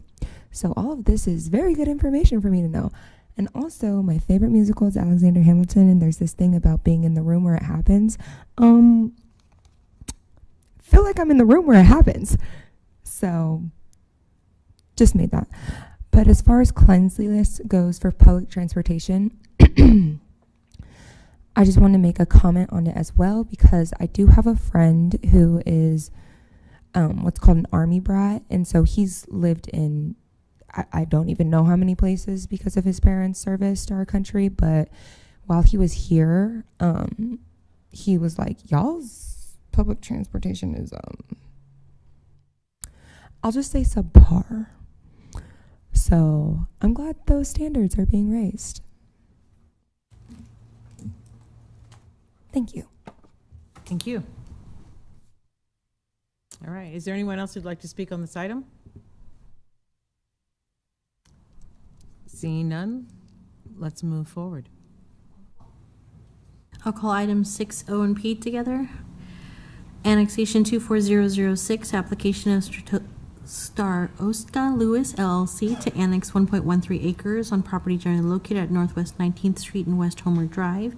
And the related change of zone 24015, application of Star Ostka Lewis LLC to change the zone from AG Agriculture to R3 Residential on property generally located at Northwest 19th Street and West Homer Drive.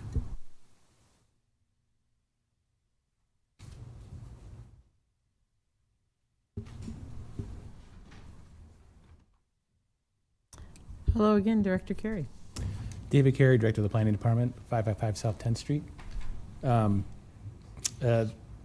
glad to fill in here for the applicant. This is a pretty straightforward change of zone and annexation as well. This area is on the north end of the undeveloped part by Highland View to the northwest of the community. This really is just doing a change of zone to R3 from Ag, and it's in line with the preliminary plat that has been put out there for many years now. And it also includes the annexation. So this is just the further incremental development of that already approved development. So with that, I'll see if you have any questions. Are there any questions for Director Carey? We see no questions. Thank you very much. All right. Is there anyone here who'd like to speak on this item, or these two items, the annexation and the change of zone? Is there anyone who'd like to speak on these items? Seeing none, we'll move forward. I'll call item 6Q, annexation 24007, application of Planning Department to annex the right-of-way for West Vine Street between Northwest 48th Street and Northwest 56th Street on property generally located at Northwest 56th and West Vine Street. This is my application. David Carey, Director of the Planning Department, 555 South 10th Street. I put this on the overhead just because it will help explain what we're doing and why. Orient everyone once it comes up on the screen. So this is the alignment of West Vine Street. This aerial doesn't show the completed paving of West Vine. If you go out there today, it is paved, it is installed. We do not have a paved Northwest 56th Street yet as of now, but because this has now been improved according to the plans that were already laid out there, for the purposes of, this is typical that we annex right away like that when it's been improved. And so that is why we're in front of you today asking for your consideration of that. This will provide for more efficient and clear provisions of urban services, especially for medical response if there's a need out there, which with the high school there, it's possible that can happen. And so the maintenance of the street as well will be the city's responsibility as was expected. So with that, I can answer any questions that you might have on this one. Okay. Any questions? Yes, Councilman. Part of it narrows. Can you explain what happens with that section right there? Yeah, it actually, that is just the way that the layout is shown for the annexation. There was a portion of it that was already annexed kind of on the north side, so it's kind of piecing the puzzle together for the annexation piece. Thank you. All right. Thank you very much. Is there anyone here who'd like to speak on this annexation, on this item? Either in support or opposition. If there's anyone here, please come forward. Madam Chair, we can move ahead. I'll call item 6R, change of zone 16038A, application of Garner Industries to amend the Terrace Gardens PUD planned unit development to change the zone from H3 Highway Commercial District to H3 Highway Commercial District planned unit development generally located at North 35th Street and Superior Street. Good afternoon. I'm Scott McLean, President and CEO of Garner Industries, obviously representing Garner Industries, 3435 Shore Drive, and then also 2100 Transformation Drive. We have the corporate offices there now at Innovation Campus. I have a few prepared remarks on behalf of our employees that we'd like to share, and then we'll let Mr. Gergen handle the hard lifting, okay? All right. As all of you know, on Friday, April 26, an EF3 tornado directly hit our manufacturing plant. The immediate concern was for the health and the welfare of our employees. As you know, we were very fortunate. Only 4 employees suffered minor injuries, and all have recovered without any lasting effects. But our facility was destroyed, all the equipment was destroyed, all the inventory was lost. And in the memorandum I shared with you a week or so ago, we're talking losses well in excess of $50 million. However, today's the 80th day since the storm. 80 days later, we have new corporate offices at Innovation Campus, and we are installing assembly operations at 3435 Shore Drive, and we're actually shipping product to our customers. And that brings us to why I'm here today. We require the passage of the zoning amendment before you to permit us to include CNC machining in this location. Your affirmative vote will immediately save jobs, increase our market competitiveness, and provide us with a foundation for future growth. That means more jobs. We've been in Lincoln for 71 years. We want to stay here, right? In closing, on behalf of my coworkers, I want to extend our appreciation to some very deserving folks. To begin with, the first responders. We're so thankful for the first responders that came to our aid. Responders throughout Lancaster County and, of course, throughout the city. Thank you to Sheriff Wagner. He was immediately on site directing resources. Thank you to Battalion Chief Thavenet and the Urban Rescue Team. When they gave the all clear, I think my blood pressure went down about 100 points. In the days after the tornado, I received many calls of support, but perhaps the most important call, the call that affords me the opportunity to be here today, was a call I received from Mayor Gaylord Baird. The mayor was emphatic as she told me that the city would do everything possible to help Garner. Her leadership's been very impactful. And of course, without the guidance of some key members of city staff, we would not be here. A special thank you to Chad Blaha with Building and Safety, Steve Dush in Planning. I think it's fair to say Steve has been holding my hand throughout all this, and I need a lot of hand holding. And of course, David Carey, his leadership and guidance has been invaluable. Finally, again, thank you to the first responders, the mayor, the city staff, and of course the council for your consideration of this zoning amendment. Thank you. Thank you very much. Now let's get to the boring stuff. Tim Gergen, 1010 Lincoln Mall, Suite 200. So what we have here is an application to expand the existing PUD of Terrace Gardens. Terrace Gardens is this zoning district here. Garner Industries is planning to locate in this location here. The existing location of Garner Industries was an industrial zoning. This location is H3 zoning. There are some applications that Garner does that the health department needed some reassurances on, from I1 zoning to an H3. We worked with the health department to include this in a PUD, which only we could include in a PUD. It's going to be called an H3 zoning PUD, so that we could satisfy all the code requirements for a successful building permit and occupancy permit for Garner Industries at this location. And so that is kind of the technical reason why we're here in front of you for your vote. Obviously, Scott here has a much bigger plea for you on that end. All right. Thank you, Mr. Gergen. Thank you. All right, let's start with questions. Councilman Beckius. No questions, actually, Madam Chair. Scott, just wanted to say thank you to you for your leadership in keeping Garner Industries afloat as much as possible. Yeah. Thank you for your continued investment in the Lincoln community.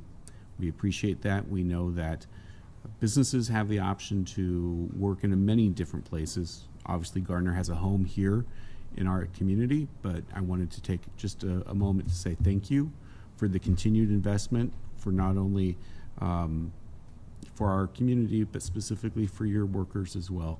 We know that what you went through wasn't easy. We would wish it upon no one, but we're happy to see you rebuild and do everything we can to speed that process today to make that happen. Thank you, Councilman. That means a lot. Yeah. Is there anyone else? Well, just a quick comment, because my stepson Joshua Gossard works for Stonebrook, and that was his first view of the damage of a tornado. And right after it happened, he jumped on a forklift and helped start clearing the highway so that the emergency vehicles could get up there and stuff like that. So, but yeah, your presence in Lincoln is well known, and we're glad that you're going to be up and running here in no time. So, Well, thank you, Councilman, and tell your son-in-law thank you. you bet, no problem. Well, we certainly are looking forward to doing everything that we can to make this process easy and to move things along quickly. Yeah. I'm going to give everyone a chance to speak, if there's anyone out here besides ourselves who want to speak, and then we have a motion. Thank you, All right. Councilwoman. Is there anyone here who'd like to speak on this item? Is there anyone present who'd like to speak on this item? Seeing none? Chairman Washington, I'd like to make a motion that we suspend the rules so that it expedites this entire process for Garner Industries. Second. All right, and we have a second. Thank you, Councilman Duden and Weber, second. All right. The suspension of the rules, I'm going to read into what you just said, is that we vote today on this item and not wait another week. This gives you 7 days to make more progress and to put the past in the rearview mirror. So let's vote on the motion to suspend, unless there's other discussion. Madam Clerk. Schob, Yes. Beckius, Yes. Bowers, Yes. Duden, Yes. Carlson, Yes. Weber, Yes. Washington. Yes. Motion carried 7-0. All right. Now we can vote on the item. Move. I need a motion to move it. Yeah, make a motion to vote on the item now. Second. Motion to approve. Motion to approve, Duden, second, Carlson. Schob, Yes. Beckius, Yes. Bowers, Yes. Duden, Yes. Carlson, Yes. Weber, Yes. Washington. Yes. Motion carried 7-0. All right, thank you. The best of luck to Garner. I'll call item 6S, change of zone 24006, application of Westgate Bank to change the zone from 03 Office District to B2 Planned Neighborhood Business District within the existing Southwood Center use permit on property generally located at 5555 South 27th Street. All right. Is there anyone here to speak on this item? Change of zone.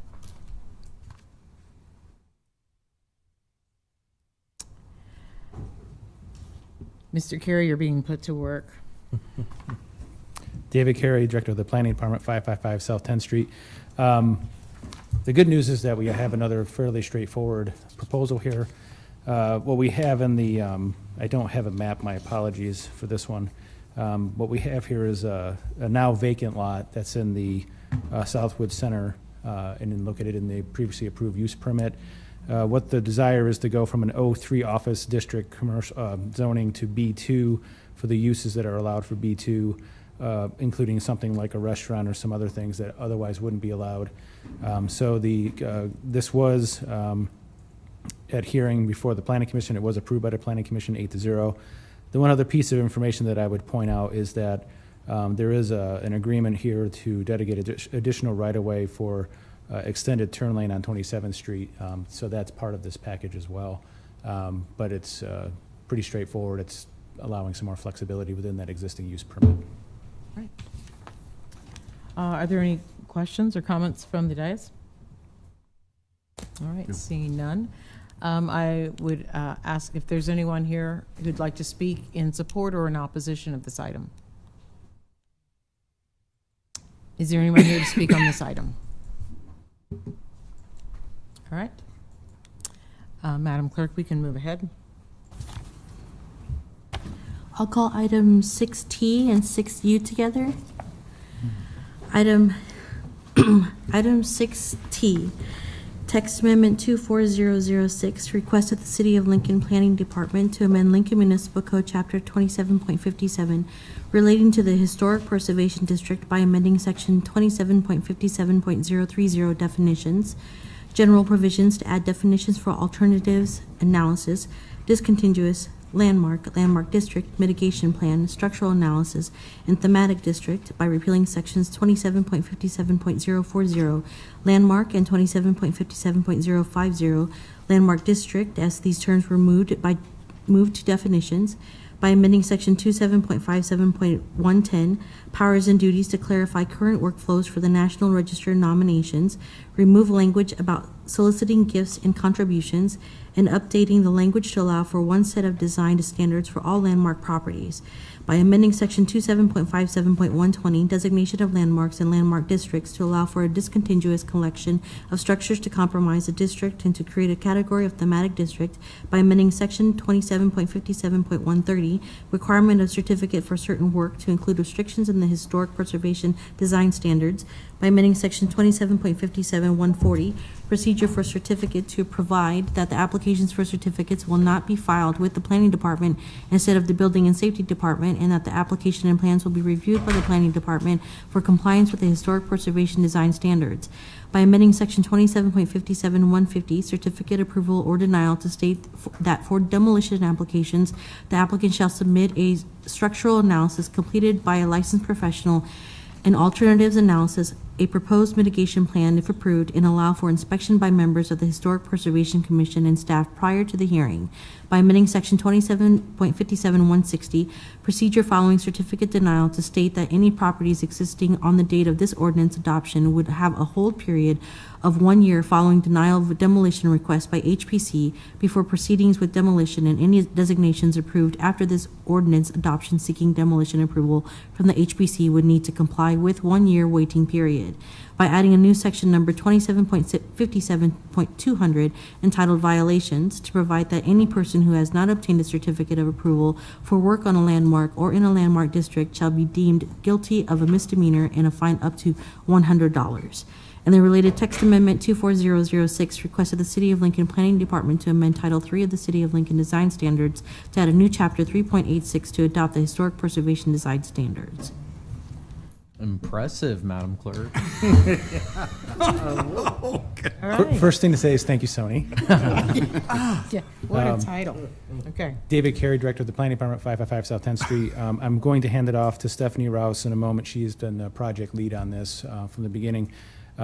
Very pleased to be in front of you today with this package, which I will give some brief comments on kind of why we're here. So really what this is about is modernizing and improving our historic preservation program and efforts. And so we have obviously some very technical and official items that need to be changed if we're going to do that. And so that's really what this package is here before you. It's important to the community because we have a long history, long-standing tradition of preserving and really appreciating our history, especially in our neighborhoods. We have a great tradition of making sure that that fabric of our community is known and experienced, and it's part of what makes living in Lincoln enjoyable. And we also have, the quality of life factor. This feeds into it, and so it was important for us to update and modernize this program. This was before the Planning Commission and approved 8-0 with strong, comments of support.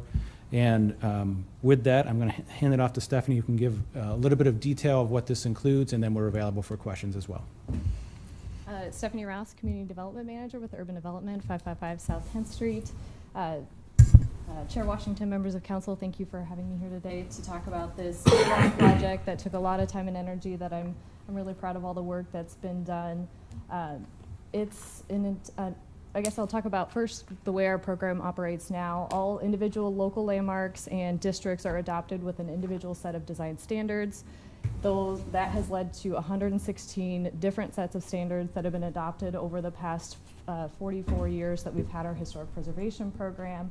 So the intent of the standards is to provide guidance on maintenance, preservation, rehabilitation of historic properties. It's both for property owners when they're starting new projects, but also for the Historic Preservation Commission to have something to review requests against for each of these projects in districts or properties. As I mentioned, a lot of these guidelines are over 40 years old. There was an intent in the first set of standards with Mount Emerald to update the guidelines every 5 years. which did not happen. So a lot of these standards don't take into account modern technologies or building materials, things like fiber cement siding or solar panels. And they're all text-heavy documents. So on the screen here, the right-hand side, that is what almost all of them look like. They're very text-heavy. They don't have images or graphics or help the homeowners or property owners understand what we're trying to convey with the standards. Looking at the timeline of the project, so I mentioned we kicked this off in June of last year. Every single month, Historic Preservation Commission had public hearings on an individual set of or a chapter of the standards, reviewing them, providing feedback. We worked with Preservation Association of Lincoln to promote each monthly meeting on their social media channel, since they have a large preservation following within the community of Lincoln. We attended Streets Alive, which was in the University Place neighborhood last year, which has the Creighton local landmark district, and then met with a couple different neighborhood associations that have some of our larger historic districts over the winter months, Holly, Woods Park, and Near South. And then in May, we sent over 1,300 letters to everyone that owns a property, individual or in a district, and invited them to the public open house or to call in or send emails if they had questions. And so that public open house was, I believe it was May 6th at Auld Pavilion, and had a good number of people attend and learn more about the project. And then we started the formal approval process later that month. That has led us to this meeting.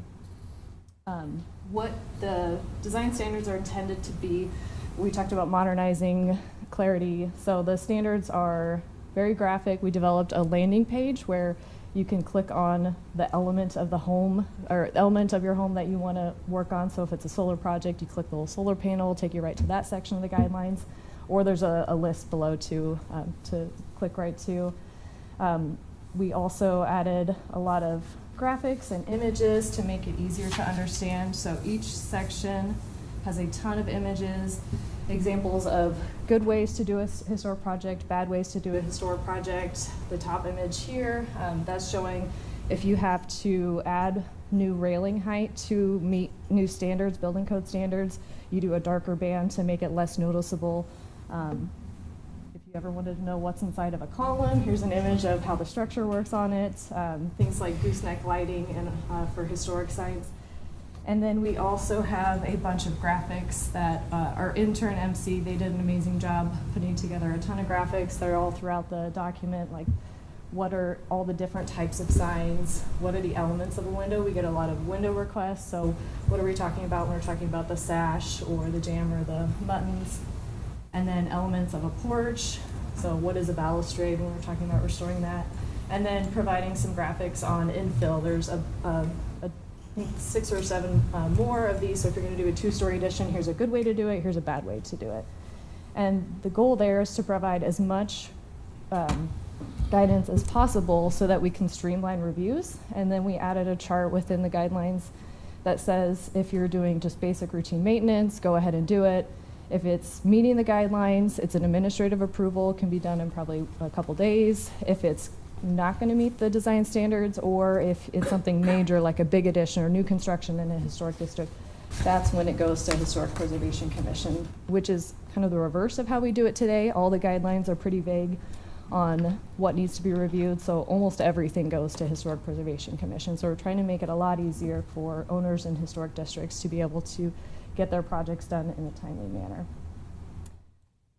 The way our historic preservation ordinance is set up today, we have to do individual sets of standards. So while we were in there amending the ordinance to allow for one set of standards that applies to all properties, we decided to do some cleanups and add some new tools for the historic preservation program. Basic cleanups would be things like adding the definition section, cleaning up some powers and duties, things like how we did a National Register approval was a little bit different than what it says in the ordinance, so little cleanups there. The thematic district is one of the new tools that we're providing in the historic preservation ordinance. So today you can only do a district of properties that all touch and that have one boundary. And so a thematic district would allow us to do a district on, say, corner stores, these little neighborhood buildings that are scattered all throughout Lincoln. that could have really cool reuses, and we've done some that are individual designations, but some of them might be a little too small to really be a historic designation on its own. So we can create the thematic district, and then owners can then come in for a special permit for historic preservation and then reuse the building in some new unique way. And then demolition. So the way the demolition ordinance works today, if Historic Preservation Commission does not agree that the building should be demolished and denies the certificate, the owner just has to wait the 90-day period, and then they could proceed with demolition. And so we've adjusted that period to be a one-year hold after denial of a demolition for any existing properties that are designated today. After the ordinance is approved, any new properties that are designated would follow the process where if it's denied by Historic Preservation Commission, they could appeal it to City Council, and City Council could then approve the demolition, or if they denied it, then they would not be able to demolish. The last big change on the ordinance is bringing in the $100 fine that is in all of our sets of design guidelines today, but it was never put into ordinance, so there was no teeth behind it. This just provides the Historic Preservation Program another tool to enforce getting certificates, work with property owners. If they're problem property owners that are ignoring the approval process or not getting certificates, to be able to fine them for that. I believe that covers high level the project, and be happy to answer any questions. Thank you very much. This is obviously a really big project, a really large undertaking. Thank you so much. All right, are there questions or comments from the dais? No questions, but to echo Chair Washington's remarks, Stephanie, this was a huge lift. So thank you for your work and your public engagement throughout the process. I think that is a cornerstone of the work that the City of Lincoln does, is going through that public process. And thank you for all of the work that you have done to get this to where it is today. Appreciate it. Thank you. All right. All right. Thank you very much. Thank you. All right. Is there anyone here who would like to speak on this item, either in support or opposition to these changes, proposals? Is there anyone here who would like to speak on this item? All right, seeing none, we'll move into voting session, ordinances, third reading. I'll call item 7A, approving the lease agreement between the City of Lincoln and the Landmark Company, LLC, for the lease of billboard space near the intersection of South Street and Winthrop Road, introduced by Beckius. So moved. Second? Second, Carlson. Discussion. Seeing none, let's vote. Weber, Yes. Bowers, He's oh, left. excuse me, okay. Carlson, Yes. Duden, Yes. Schob, Yes. Beckius, Yes. Washington. Yes. Motion carried 6-0. Okay. Item 7B is approving the conditional change of zone agreement between the city and Larry R. and Frida L. Fairflick for the property generally located at 8401 North 70th Street, introduced by Beckius. So moved. Second? Second, Carlson. Any discussion? Madam Chair? Yes. I would like to make a motion to amend on this particular item. Okay. To substitute the resolution, the attachment to correct to attach the correct draft of the agreement on file. All right. So a motion to amend to correct the draft. We have a motion. We need a second. I'll second it. Second, Duden. All right. Any discussion on the motion to amend? All right, let's vote on this one, Madam Clerk. Bowers, Yes. Carlson, Yes. Schob, Yes. Duden, Yes. Beckius, Yes. Weber, Yes. Washington. Yes. Motion carried 7-0. All right, and now the main motion. Is there any discussion? Seeing none, let's vote. Bowers, Yes. Carlson, Yes. Schob, Yes. Duden, Yes. Beckius, Yes. Weber, Yes. Washington. Yes. Motion carried 7-0. All right. Okay. Item 7C is change of zone 24014, application of Larry Fairflick to change the zone from AG Agriculture District to I-1 Industrial District on property legally generally located at 8401 North 70th Street, introduced by Beckius. So moved. Second? Second, Carlson. Is there any discussion on this? Madam Chair. And Mr. Beckius. Yes, I would like to introduce a motion to amend to correct the legal description on this item. Second? Second, Carlson. All right, any discussion on this motion? All right, seeing none, Madam Clerk, let's vote on the motion to amend to correct. Carlson? Yes. Schob? Yes. Duden? Yes. Beckius? Yes. Weber? Yes. Bowers? Yes. Washington? Yes. Motion carried 7-0. All right, and now on the main motion. Is there any discussion? Seeing none, let's take the vote. Carlson? Yes. Schob? Yes. Duden? Yes. Beckius? Yes. Weber? Yes. Bowers? Yes. Washington? Yes. Motion carried 7-0. All right. All right, that concludes the last voting session of the day. Madam Clerk, would you please let us know what's upcoming? Section 8 is resolutions. First readings are items 8A through 8H. Section 9 is our pending list, items 9A through 9H. All right. Thank you very much. As noted at the front of the meeting, today is a day where we have open public comment. Everyone who wishes to address the council on a topic which was not on today's agenda and is not scheduled for an agenda in the future is welcome to come forward to speak.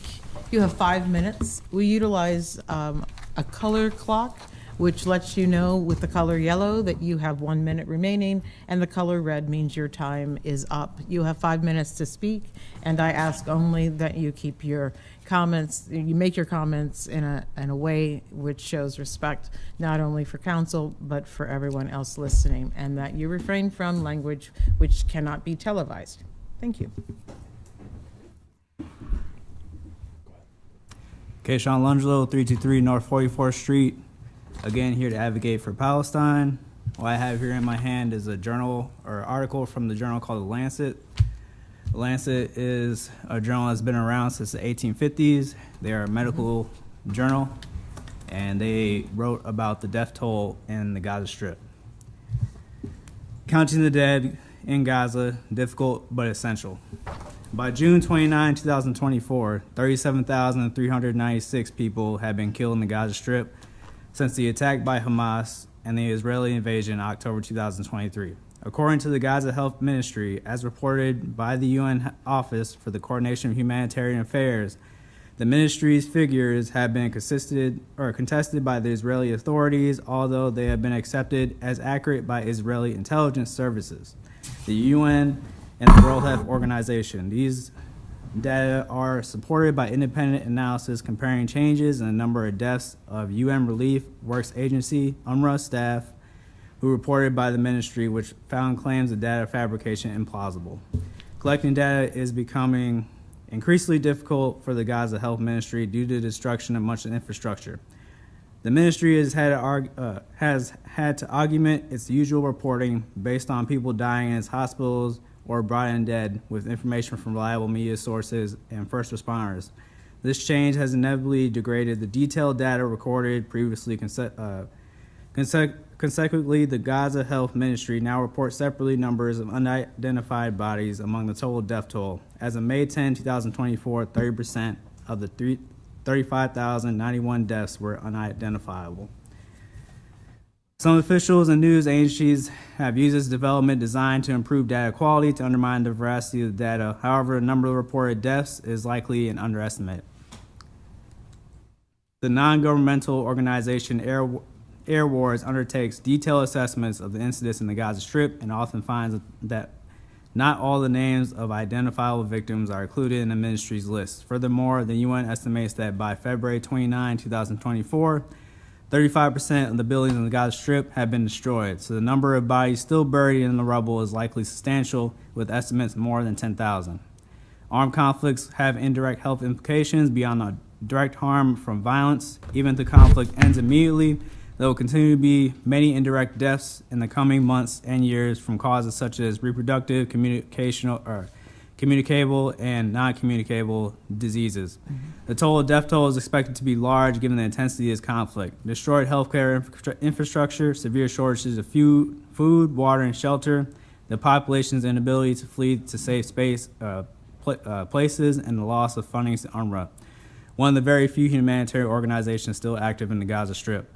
In recent conflicts, such indirect death ranged from 3 to 15 times the number of direct deaths, applying a conservative estimate of 4 indirect deaths per 1 direct death to the 37,396 deaths reported. It is not implausible to estimate that up to 186,000 or even more deaths could be attributable to the current conflict in Gaza.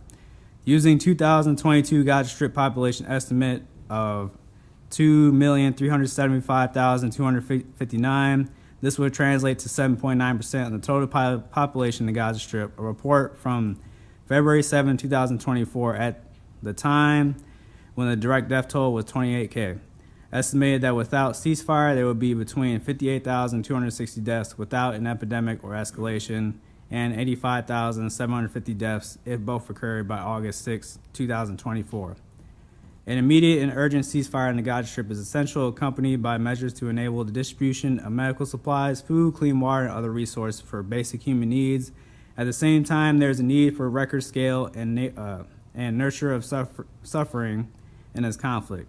Documenting the true scale is crucial for ensuring historical accountability and acknowledging the full cost of the war.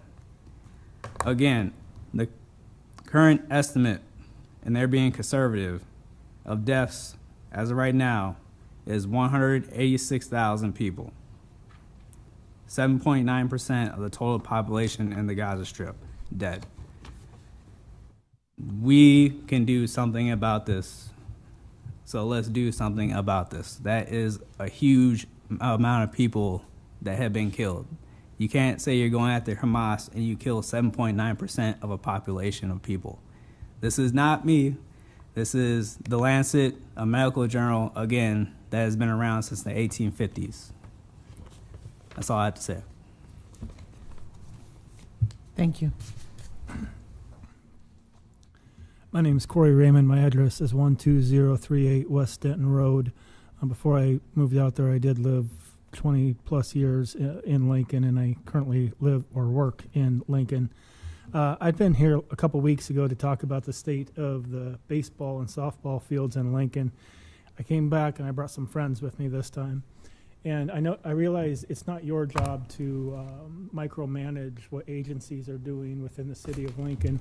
But what I hope to accomplish today is that you folks understand the effort that these coaches and these parents have been going through for the past 10 to 20 years to try to get parks to improve the field, and how they have been repeatedly ignored on that issue.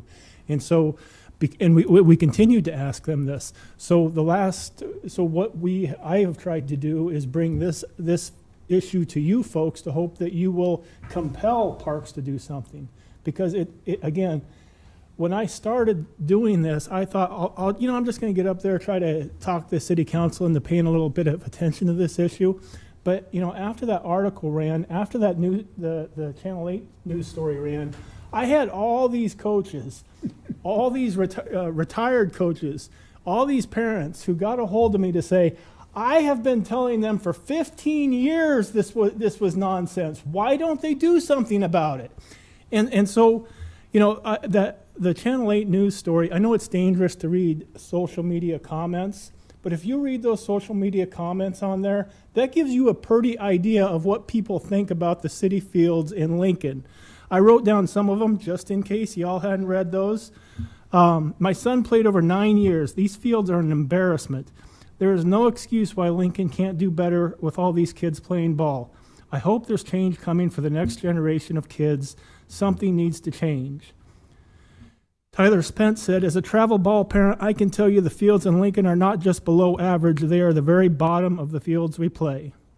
Floyd Beckman said, they are in terrible shape. 20 years ago when my boys played, I would rate the fields in Lincoln as terrible to poor. I have driven by many of them and nothing has changed. Jason Denkert, It is way past time for Lincoln to step up their game. Jensen Park is brutal. Standing Bear is concrete. Cooper is not great. Another parent, I would rather drive to Omaha and play up the fields up there than play here in town. As a coach, the fields and conditions are embarrassing to say the least. And it keeps going on. And if you look at that story, there was over 500 positive engagements on that story, which is way over what Channel 8 normally says. But obviously, there's a lot of interest in this. Now, I did hear that Parks is going to do an assessment of the parks, and they're going to do a survey. I appreciate them moving on this because it seems like they've been stuck in concrete for over 10 years on this. So even that little bit of movement is great. However, and I don't mean to. I'm not going after the current director because I know she just got in that job a little while ago. However, if you don't know the state of your baseball fields in Lincoln after the repeated phone calls that agency has had over the years, something's wrong there. You've been ignoring these people. You've been ignoring all these parents. You've been ignoring these coaches. And I understand baseball, softball's not the highest priority, but maybe it's time we did so because we've taken not only the back seat, we took the seat way in the back of the bus for about 20 years now. And now it's about time we got to sit at the front of the bus. And there's a lot of kids playing softball and baseball, and we try to get our kids off the social media. I'm telling you what, baseball and softball is a great way to do that. So I appreciate the movement, but what I'm asking is, you know, I understand that the budget is coming up, and I understand people have already submitted their budgets. I kind of looked at the city parks budget. There's nothing in there about improving the baseball fields. There's nothing. Where is all this money going? There has to be about a couple $100,000 that these teams are paying to Parks and Rec in rental fees, from the adult softball to the kids to the salt dogs. None of that. All Parks had to do to get me off their case was to say, you're wrong. Here's actually all the money that we've spent over the last 5 years to improve these fields. They could have shut me up real quick, and they haven't done it. So for people complaining, well, why don't you guys pay for it? Well, why don't we take all that money that we have been paying for these rental fees and actually put some of it back into the fields so we can have meaningful games? I appreciate your time. Thank you. Thank you. Good afternoon, Council. My name is Annette Unger. I am a long-term resident of Lincoln. I have 3 sport-loving boys. I'm a softball player myself. I also coach baseball, and I'm a nurse by profession. I've played softball my entire life at all levels. I'm here to discuss, as Corey mentioned, the conditions and the availability of the fields in Lincoln. We all know everything has a cost. What I would like to know is, where is that money going? For example, currently an adult softball team to play in a league one night per week costs about $400 to sign up for a 10-game session. Along with that league fee, each team must bring $12 every game to pay the umpires in cash. This summer session had approximately 20 different leagues. There are about 15 teams registered each night of the week, excluding Saturday. 15 teams, 6 nights of the week. Do the math. That's $6,000 a night. That's $36,000 just for summer slow pitch adult softball. There are spring, summer, and fall softball seasons as well.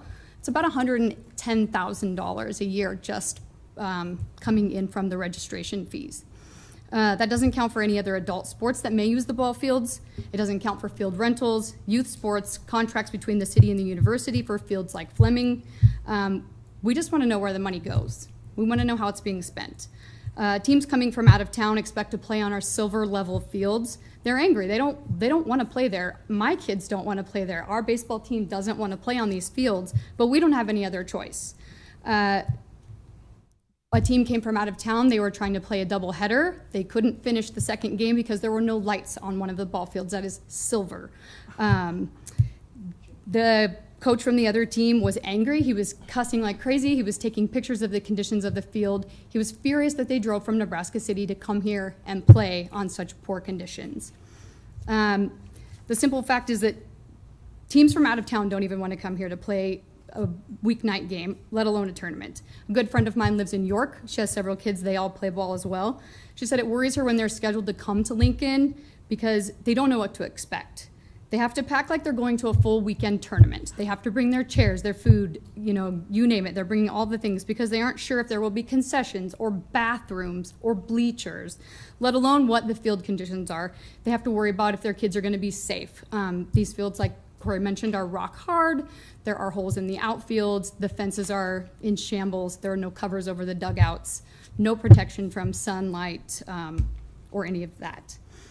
Besides teams that travel into Lincoln to play, Lincoln has approximately 15 organizations that have select baseball teams. Each of those organizations could have an upward of 7 age groups, and some of those age groups have multiple teams. If you assume each team has 12 kids and only one team per age group, that's about 1,200 kids. That's just baseball. That's not including softball at all. Where do these kids practice? Where do they get to play their games? The leagues take over Mahoney, Elks, Ballard, Holmes Lake fields. Our kids get to play on the silver fields, which are really, as he mentioned, terrible fields. There's no silver ranking there. And further to mention, some Lincoln teams have even taken up home field, as one would call it, in smaller towns outside of Lincoln. So they're not even truly Lincoln teams because they can't be. Last weekend, my son played 12U AA state baseball in Columbus. Last year, his 11U baseball was in Council Bluffs, Iowa. Nebraska state baseball was housed in another state. Like, that makes 0 sense. Columbus hotels were sold out. Imagine the money they made over, I think I did the rough math here, 6 age groups, 9U to 14U, around 36 teams per group. That's almost 3,000 kids, let alone their parents, their coaches, their family members who came in to watch them play. Hotels, restaurants, shops, gas stations. You can just imagine the amount of money that poured into Columbus over the weekend. What's mind-blowing to me is that I think Lincoln has the ability to take care of this, and I just don't know that it has been brought forward. Why does Columbus, Nebraska, Hastings, Nebraska, or Beatrice, Nebraska have better facilities and more facilities than we do in Lincoln when we are so much bigger? These are just a few of the questions that I have. Teams are charged outrageous rates to play and to practice here. I think we all deserve to know where the funds have been going, where they're going to go, and what we can do about this for our youth. It's a very passionate subject of many people, as pointed out. So thank you for your time. Thank you very much. Good afternoon, Chairperson Washington, City Council. My name is Gene Cotter, and I'll tell you where some of that money goes, not the money that she just talked about. I'm one of those retired baseball coaches that Mr. Raymond talked about. I started coaching baseball when I was a junior in high school, retired after 35 years when I took my last U14 team here in Lincoln and turned them over to high schools. My last year, as she just said, we played 8 state tournaments. 6 of them were in Council Bluffs, Iowa, Nebraska state baseball tournaments. As I was sitting in the back row back there, I did a little bit of thumb counting. We're just wrapping up 27 USSSA state tournaments in the state for Nebraska state baseball. 4 of them are in Columbus. The other 23 are in Omaha, Council Bluffs. One division alone had 41 teams in it. So do that math. Bring those teams to Lincoln, put them in our hotels, in our restaurants, in our whatever. So I want to talk about I want to start off by talking about some of the gold level fields. Ballard, out in Northeast Lincoln. I sat in the third base dugout at Ballard and looked at my right fielder and could only see them from the waist up. So if you want to talk about a drop between the infield and the outfield, any of you have ever played baseball or softball, you're going back for a fly or in for something, all of a sudden you encounter a drop-off. I had a player significantly injured at A Field Elks for that same thing, going in for a fly ball, ended up with needing to have a surgically repaired broken nose because he stumbled. Guess what? Mom going out to meet with their son, bleeding all over the outfield, ended up tearing her knee going down that same hill. We would practice at Peterson Park. The first thing we would have to do is walk around with cones and mark all the dog poop all over in the outfield. Field that we had to pay $20 an hour to go use. Same thing, you go to 40th and Highway 2, you got to use those same cones to mark where all the holes are so your kids don't step in them and twist ankles or break legs or do whatever.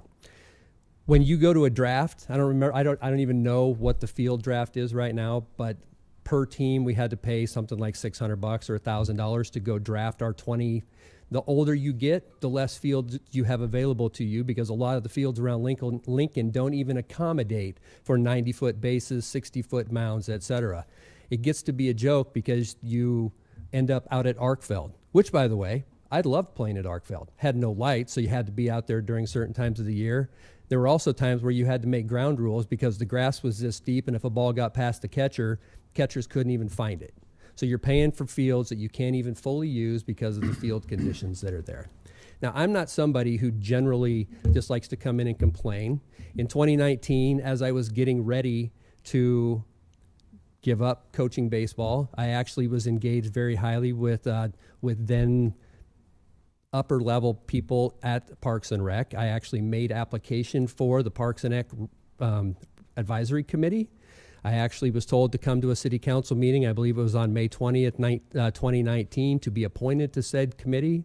Got an email a couple days before that saying, we're not ready for that, we're not ready for that, we'll get back to you if you're still interested. I said, yeah, absolutely, I'm still interested. Never heard back, went to the June minutes, somebody else was appointed. I bring that up to you because, as she also mentioned, the Lincoln Blackhawks went to Walton, said, you know what, you let us use your field, we'll take care of it. Show place. Norris Baseball Association, you go look in Panama and Walton and every town south of here, great places to play baseball because they turned it over to the teams. That was one of the things I said. Give the Lincoln Pirates, who is my organization, and the Blackhawks and the Rebels, and say, you have Elks. You work out the scheduling. We'll give you your budget. You don't have to pay us $1,000. You take care of the fence. You take care of the field. You take care of this. Guess what? Those fields would be immaculate. That just speaks. You also don't have enough fields here in town. I mean, we just had, thank God for Darren Erstad and Alex Gordon, right? Building a fourplex out there. Well, what did I just see last week? Some of those just got turned over to the university. Well, there goes some more. I was told back in 2019 there's land out in southeast Lincoln. Not sure what's going on out there. Regardless, we need to do better. We have thousands of kids playing baseball in this town right now that don't have the facilities that they deserve, and thousands more. And then just think about the money we're losing out. It's all going to Omaha and York and Milford and Wahoo and you name it, because their fields are better. Thank you for your time. Thank you. Hi there. My name is Casey Winkles.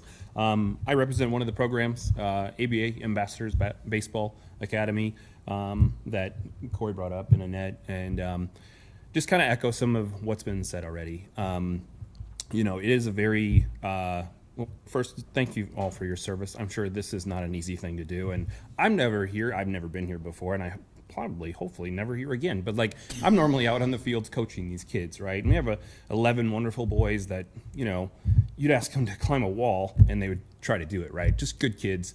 And we go to some of these fields, and it's like, I don't know if you've been to Jensen before, or if you know the constructs of what a true baseball field should be made of.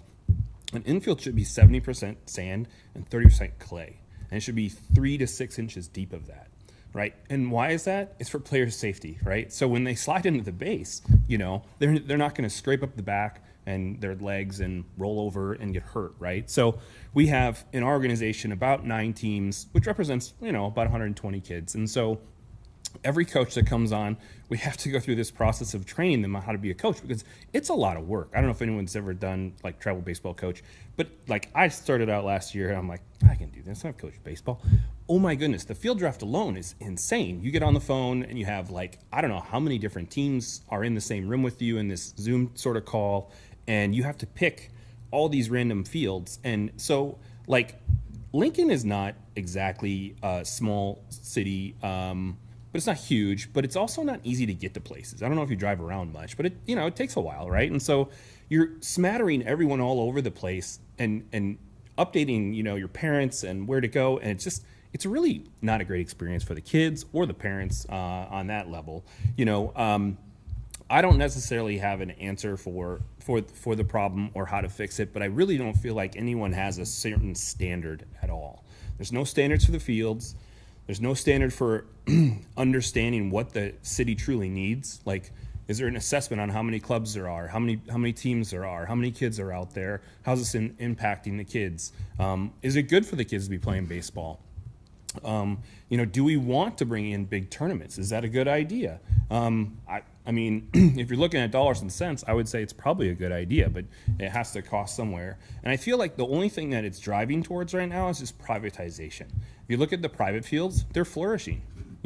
They charge higher, they keep the fields in better condition, and what happens is I have to charge our parents more. And some of these parents, it costs a lot of money already, and they don't have a lot of money to continue playing, and then you're kind of like, okay, now we have to create elitists where only elite and kids that have a bunch of money can play this game.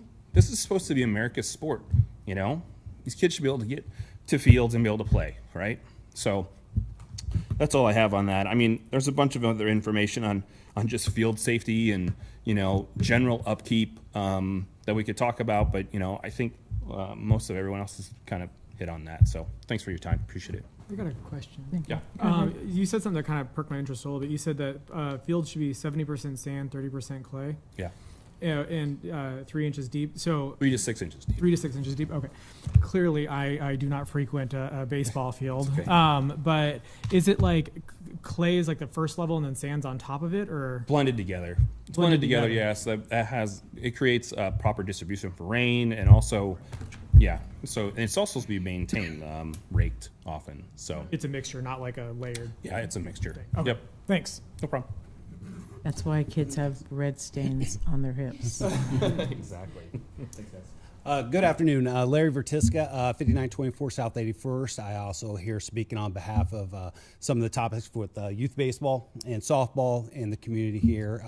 I'm current coach for Nebraska Bison, soon to be 14 youth team. So one thing I want to talk about, and a lot of the folks here that I already talked about brought up a lot of the similar issues that I was going to talk about, but they covered it very well. But what I would also like to talk about too is solutions or some ideas and some creativity, because some of the things I've heard here today that truthfully is very exciting. I hear words like interlocal partnerships. I hear those words because that's how we can leverage funds, because we all live within means. We only have so much staff. We have a lot of community to support. So how do we leverage that? So some of the things and ideas, maybe we have looked into it, maybe we haven't. But I think a great example in the city of Lincoln of a partnership that's working well is with the University of Nebraska and also out at Fleming Fields. Okay, that's over by Lincoln East Campus, or University East Campus. The University of Horticulture Turf Management Program kind of oversees that as students, and there's projects going on, turf management. I think that's fabulous. You're integrating those students into a future career path. And that where I see that as a great opportunity where you could partnership maybe with like Southeast Community College. You got trades out there that kids need to learn how to bid on jobs. They need to put a sheet together. Simple like backlog maintenance repair items, fence items for like your backstops. Replacing 4x12s on the backstop, fences that have holes in them. Simple little tasks that can be done. Also, there are some things that other agencies or governmental agency interact with is correctional. So they hire, whether it be inmate labor, it's a reduction in cost. I think it gives those folks a sense of purpose. It gives them an opportunity to maybe learn another trade, to learn about certain items that could make them more beneficial. And they have to they do certain criteria to be afforded those opportunities. I think that's something that can be an opportunity to leverage against. I would also say, from what I can see out short-term things that are tangible that could be done. We mentioned there's softball and there is baseball. In some of those fields, you have in-ground pitching rubbers that are generally characterized towards softball, I believe. And a lot of times in youth baseball, those distances don't match up. So baseball, we bring in portable mounts. And so our landing foot, our left foot or right foot, depending on what pitcher you are, lands on those rubbers. That is an unsafe environment for our youth. I think simple solutions. I was just down in Kansas City for a tournament down there, and what they do is they have removable pitching rubbers. They're 2 to 3 spikes. You hammer them in there, You take them out, you put them in the job box, wherever facility you have out there.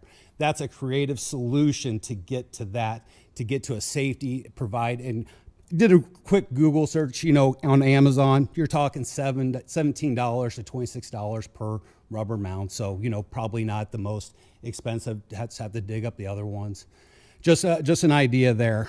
And then again, I just also want to stress, to these folks, I did go up to Council Bluffs, Iowa. I love baseball. I wasn't in the state tournament, but I love go watching baseball. And you watch what's going on out there. It's fantastic. The community, the time that parents get to spend with each other, grandparents get to go see their grandson, granddaughter play. It's a fabulous opportunity. And we should here in the city, we're home of University of Nebraska. People want to come play at Memorial Stadium and play football. The Youth Football League here in Lincoln, they strive to go play at Seacrest Field because that's where the high school kids play at. That's a pretty neat thing for these kids. So I would see a vision of that being an opportunity for our youth baseball players. Because right now the vision's not there to where to go play. Our vision this year was to go to Des Moines, to play at Grimes, a multiplex field turf that had all these opportunities. And then when we talk to other people at the city of Des Moines, they're always like going, why are you coming from Nebraska to play other Nebraska teams in Iowa?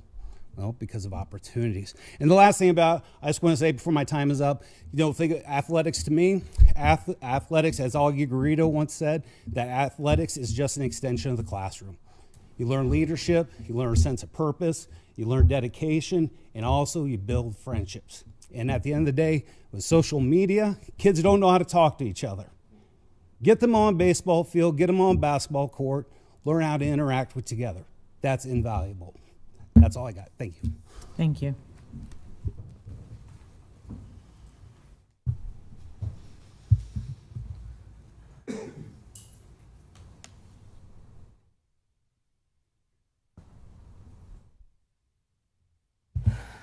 My name is Anastasia Fenner. My address is a matter of public record, so I'm going to waive it for my personal safety.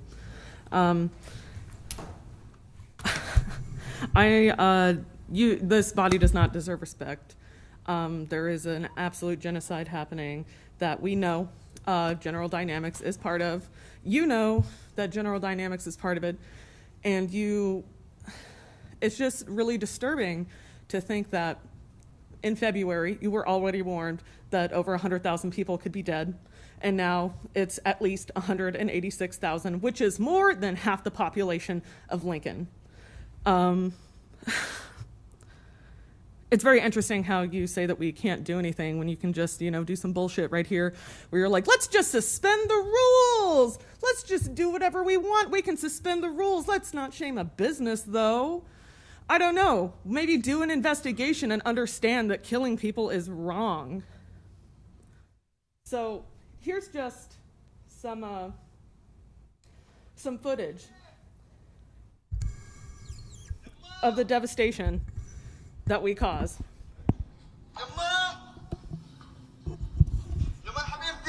This is a man searching for people in his crime home.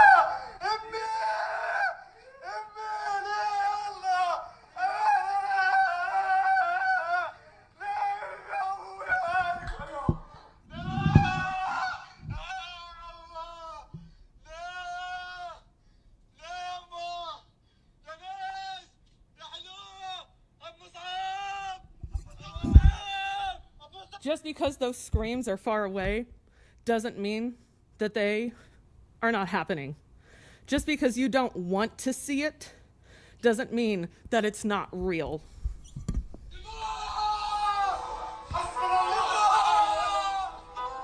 People weeping for their deceased relatives when it is your city that is causing this pain. You are doing nothing. You have been aware for months. But suspend the rules for some other bullshit. Don't look at me. Look at them. This is what our city's doing. This is what our city does. We don't give a shit about our baseball fields. Could you please clean it up? We do not care about our baseball fields, but what we do is we demand respect while we kill. This is a killing. and you are all responsible. You have been made utterly aware. Do you hear it? This is your fault. This is our fault. People hugging their disabled folks. There's already disparities here in America. Do you think that people with no food and no water and no gas, no vehicles, no cares given by a body who is allowing this to happen, who is giving municipal funds to organizations to allow this to happen? You are. You take whatever is given from the federal government, you allow it to be doled out. You allow this shit to happen. You can do whatever you want. But this is your legacy. Giving shit away, giving away permits to people that don't deserve it, allowing indigenous land to be decimated, because you let this happen too.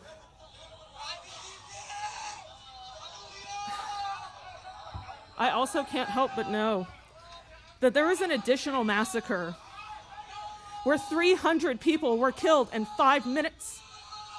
300 people killed in the amount of time that I am allowed to speak to you, because there is no true democracy here. You are the laziest body that I have ever met. Can't help people. You can just help businesses. Businesses kill. This is what you guys do. You laugh and you're fake, and then you allow this shit to happen. There is a company here. There is a company in Lincoln called General Dynamics, and it builds bombs. What part of building bombs to kill people do you not understand is wrong? What did this man in the wheelchair do to deserve your vitriol? To deserve to not even have his death be in peace, but to have them be here in your face? Time. I understand, but maybe we can forego the rules so you can find a conscience. Time. 5 minutes, 300 people died. Time. Yes. People are dead. Thank you for coming down tonight. Yes. Again, to show you the people that you're killing. Time's up. That's very nice. Councilman. So was theirs, and it's your fault. Thank you. By the way, before you guys just wrap up, she does want to speak.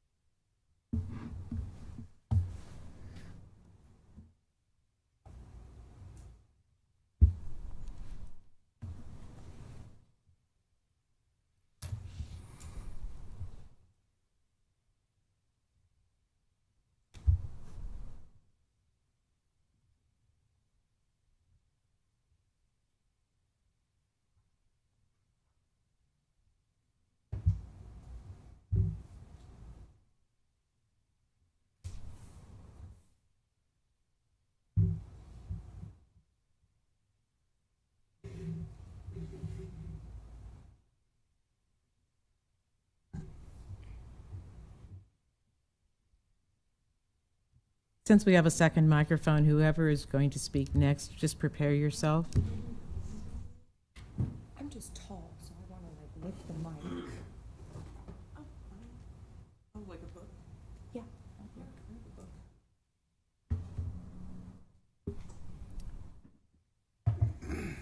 Very much.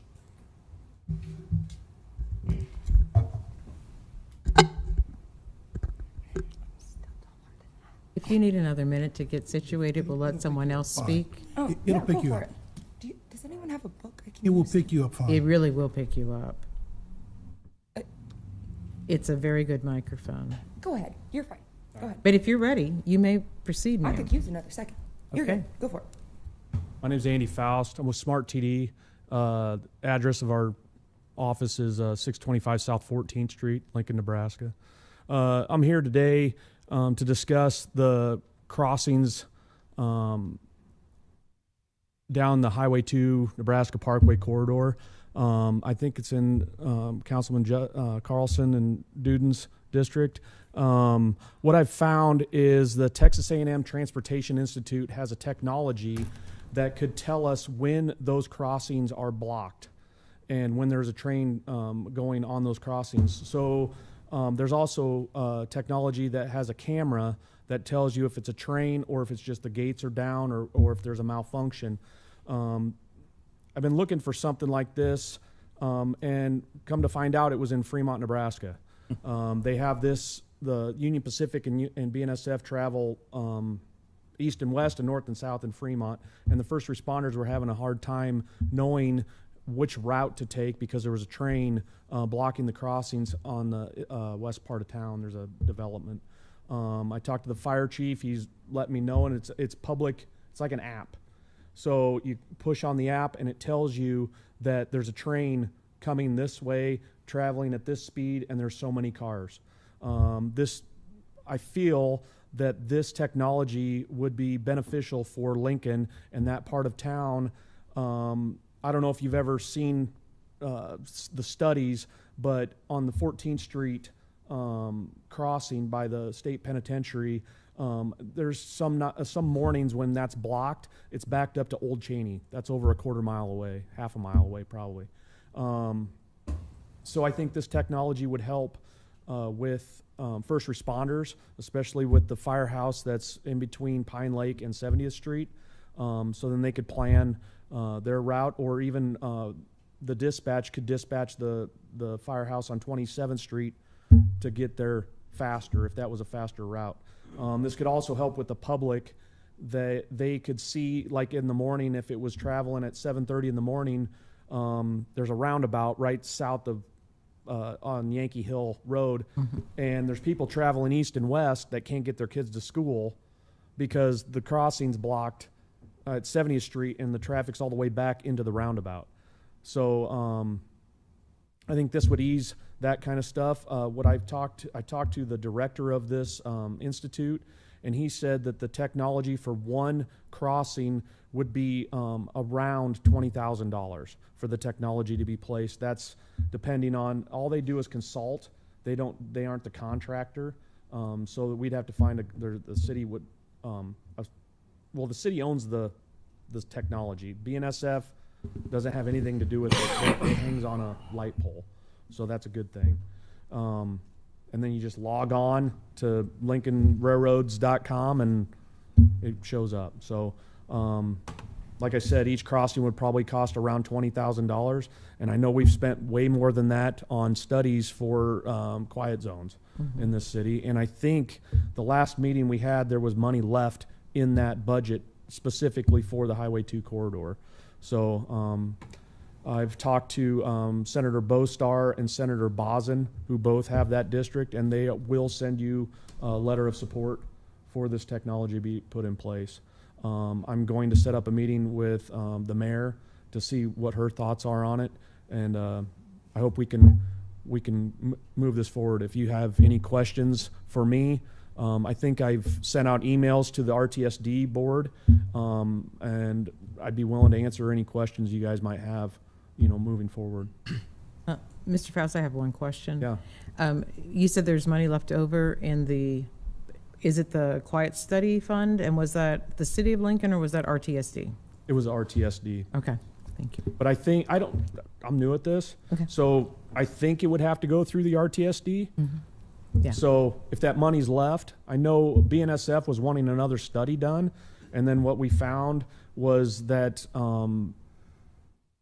that study didn't need to be done by the FRA, or, the FRA was said that. And so I recommended at that last meeting that we just stop all the studies, because BNSF is going to drag it out as long as possible, and it's just going to cost taxpayers more money. So if we can transfer that money into something else, I don't know if that's possible, but that's one step closer to having this technology put in place. Thank you for your idea, and we have 2 council members who sit on the RTSD. 3. That's right, 3, pardon me. We're overloaded. Yeah. So, yeah, please let them know who you are, and you can speak with them. Yes, and I've been in contact with Mr. Feigard too, so Okay. I think we're going the right route. Thank you guys. All right. All right. Hello. Hi again. Aaliyah here. So I've had a little bit more time to gather my thoughts than I did the last time I spoke at the first time I spoke at one of these. So my hope here is to more succinctly tell you guys what people are feeling, including myself. Okay. So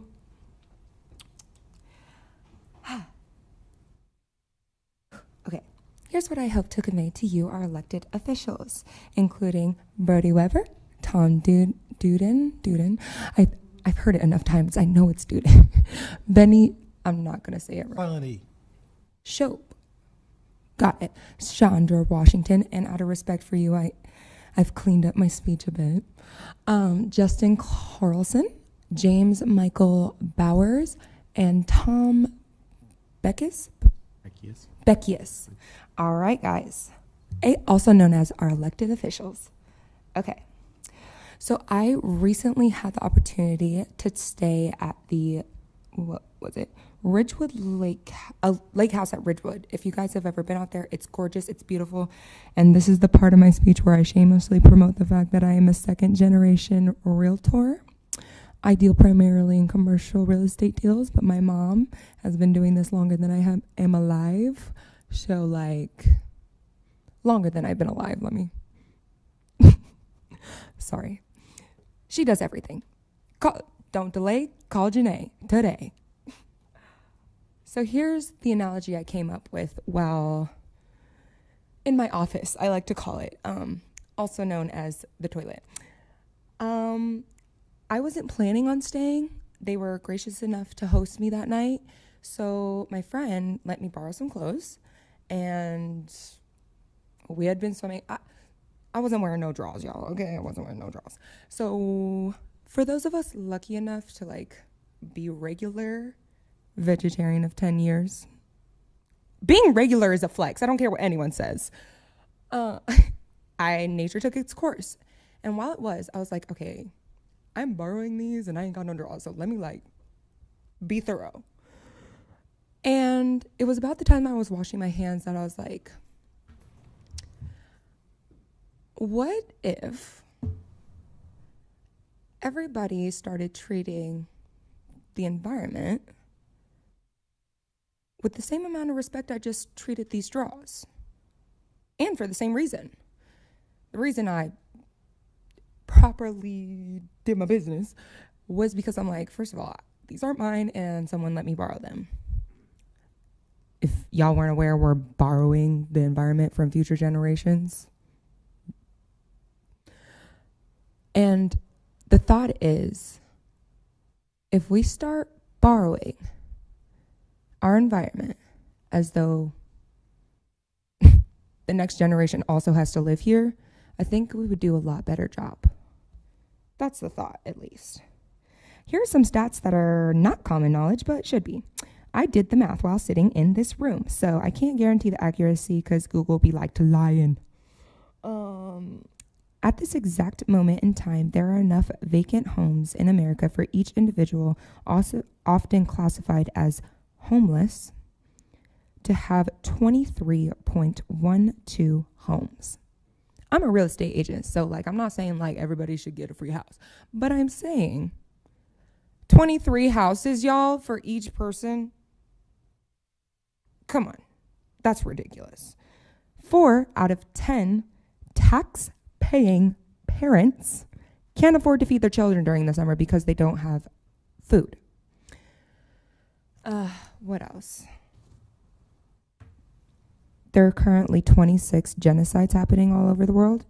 And the stat that everyone, not really a stat, but something everyone should know that goes along with that is the key difference between a genocide and a war is that in a war, both sides have a fighting chance. during a genocide? They don't. I'm not going to have enough time to finish this. I'll post a video later. Honestly, I'm going to use I'll post a video of the song I was going to perform. This is just prop today.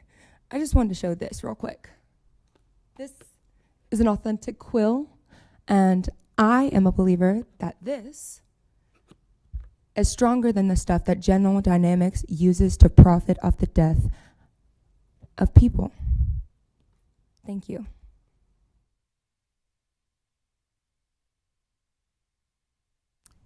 Thank you.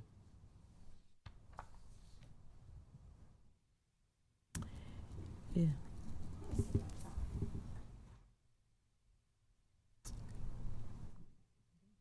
Hi. Yes, sir. Harry Watson, 9631 South 31st. How you doing? I was here last week. I don't know if I'm not trying to like smother you guys here. I actually came by accident last week because I was told I had to be here. But I don't ever believe that anything's an accident, and I actually sat and listened to the whole thing. I was kind of torqued that I was here until got some wise words from Councilman Duke. He said last week that if you guys don't hear it, it didn't happen, right? So I do have something that happened. This was back February 8th. And so I've been kind of sitting on it. And then last week kind of spurred it a little bit, kind of stirred the pot. And so I'm going to kind of show you some pictures. I actually own Grotto Bar on 70th and A. I'm not here to talk to you about business. I'm here as a citizen and a dad, okay? There was sorry, I'm a little nervous, but there was a car that was driven by Catholic Social Services, okay? And they must pick up kids over at the church behind me, behind my bar. And they had a couple little kids, 2 and 3 years old, okay? I think 2 or 3, 3 or 4, doesn't matter, that age. But they must have went in to pick up some other kids. They must do shuttling. And so they go in and leave the other kids in the car, okay? The kids decide to put it in reverse and drove the van all the way across the parking lot of the church and goes down the embankment of my bar and runs into my appliance repairman's vehicle. Luckily, he was parked there, because if they wouldn't, they probably would have either ran into an electrical transformer, went through my back door of the bar. I mean, who knows what could happen at that point. But luckily, his van was there, and I don't know how to do any of this. Just set it down with the face picture up. Picture up. And what? Mm-hmm. Takes a while. Yeah.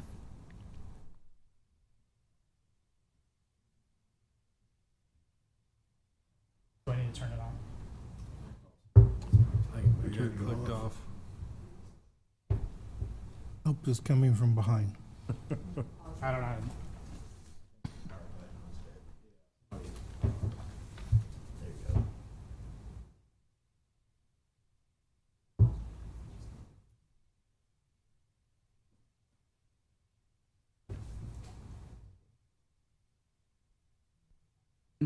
You'll have to forgive us. This is a newer piece of equipment that's been recently replaced. Well, if it's too new, I don't know how to run it. So.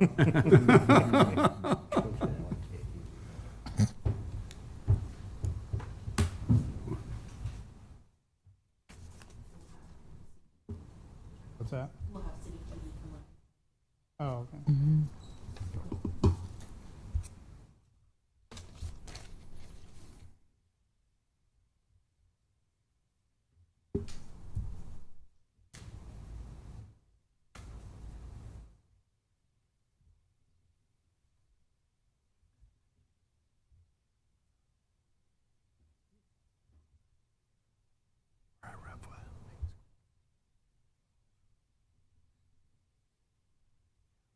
Here he comes. Yay, to save the day. Who's our tech now? A television technician. Television repairman. Yeah.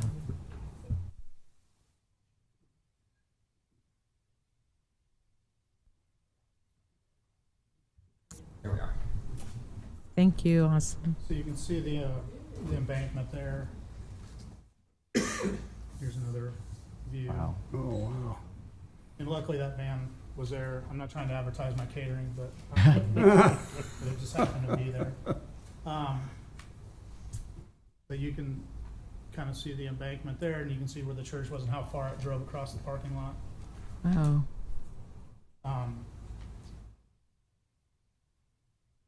So How old were the kids in it? they're like 2 to 3. There's two girls in her, and I wasn't there, so I got a phone call that it happened by the guy that repairs my appliances, like I said, and so he calls the police, and they come out and gather all the information, and even get her information. I mean, that's her insurance.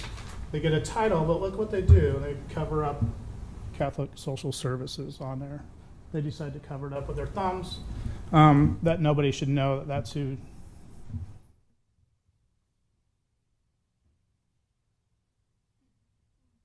And so,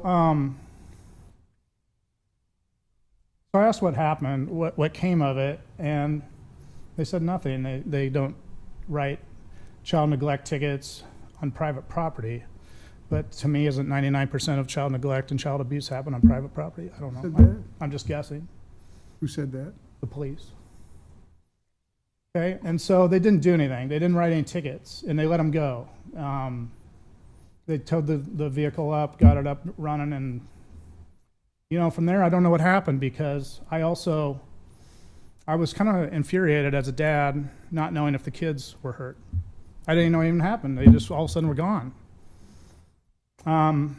They said they talked, and one of the officers spoke in Spanish. I'm not here to talk about stereotyping or anything like that. I'm just relaying facts. So they talked in Spanish. The driver was talking in Spanish, and they just disappeared. And this was the officer's thumbs that was blocking the name on the title. And so I really didn't know what to think. I was infuriated about that because I didn't know if somebody really was hurt or not. I mean, technically it's not my property, but it kind of is. If something happens in my parking lot, supposedly I'm responsible for it. Your time is up. Did we stop the clock when? All right, did. We did. So if you could finish. Okay. Your statement. I called non-emergency to see what happened, and they said there was not a report written. And I was infuriated about that. I know other people have done less and gotten more. And there wasn't even a report made? There wasn't even a report that I know of. I asked, and they said they didn't even know anything about it. And so I said, well, I'd love a phone call from the officer in charge of this area. I would love a phone call back. How many? Yes. How many phone calls do you think I got? I got none. I got no phone calls about 2 kids being involved in an accident. So then, since there's no report written, I really don't know what happened. It kind of bothers me still to this day. Because you and I both know if that would have been us, I think something would probably happen. If that would have been me, I think something would happen. I'd be fearful something would happen. I would have got a ticket. And so when I came last week, and then a young gentleman came to get his, tried to get a claim done on his car. And 2 of you weren't here, but 5 of you were. And when Tom said that about, if it doesn't, if you don't say something, it didn't happen. And so he tried to get money out of his car for that, and you guys actually said it was because that you're not going to give him the money because the police report is wrong. And I'm going to tell you, sometimes the police reports are wrong. Sometimes there isn't a police report. And on the other topic too, you have a veteran officer who gave you his opinion on whether or not that kid should have got that money, and you guys bypassed his opinion on that and didn't give that kid his money. And you and I both know if somebody would have got ran over in that parking lot instead of a car getting hit, that your city official that ran into that car would have been in trouble. Because that was at a Casey's gas station. A lot of people walk around the parking lots, and if that would have been a human being, it would have been a different story. But because it was a car, you guys didn't pay any money. That kid deserves his money. You guys should all pay for that. You guys are wrong. When you reverse, you're responsible for people behind you. That part. There's too many cameras on cars. That's all I got for you. There's too many cameras on cars. Thank you for coming down. And if you do have questions, I do have, you can call, you can check with the non-emergency. I'm on reporting that day. Well. I'll call you up, Harry. Is there anyone else who'd like to speak this evening? Madam Chair, seeing no one else, I would If you've move spoken, adjournment. I'll answer your question, but you've spoken once, you don't get to speak a second time. How would we go about getting more time as a public? Like, Why don't we talk about this at a different moment than right now? Because this question,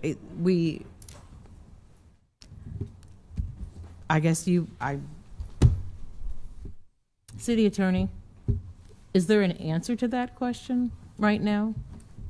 Suspend the rules? Oh, I see what you're asking. We have a motion. Second? Okay. Thank you, City Attorney.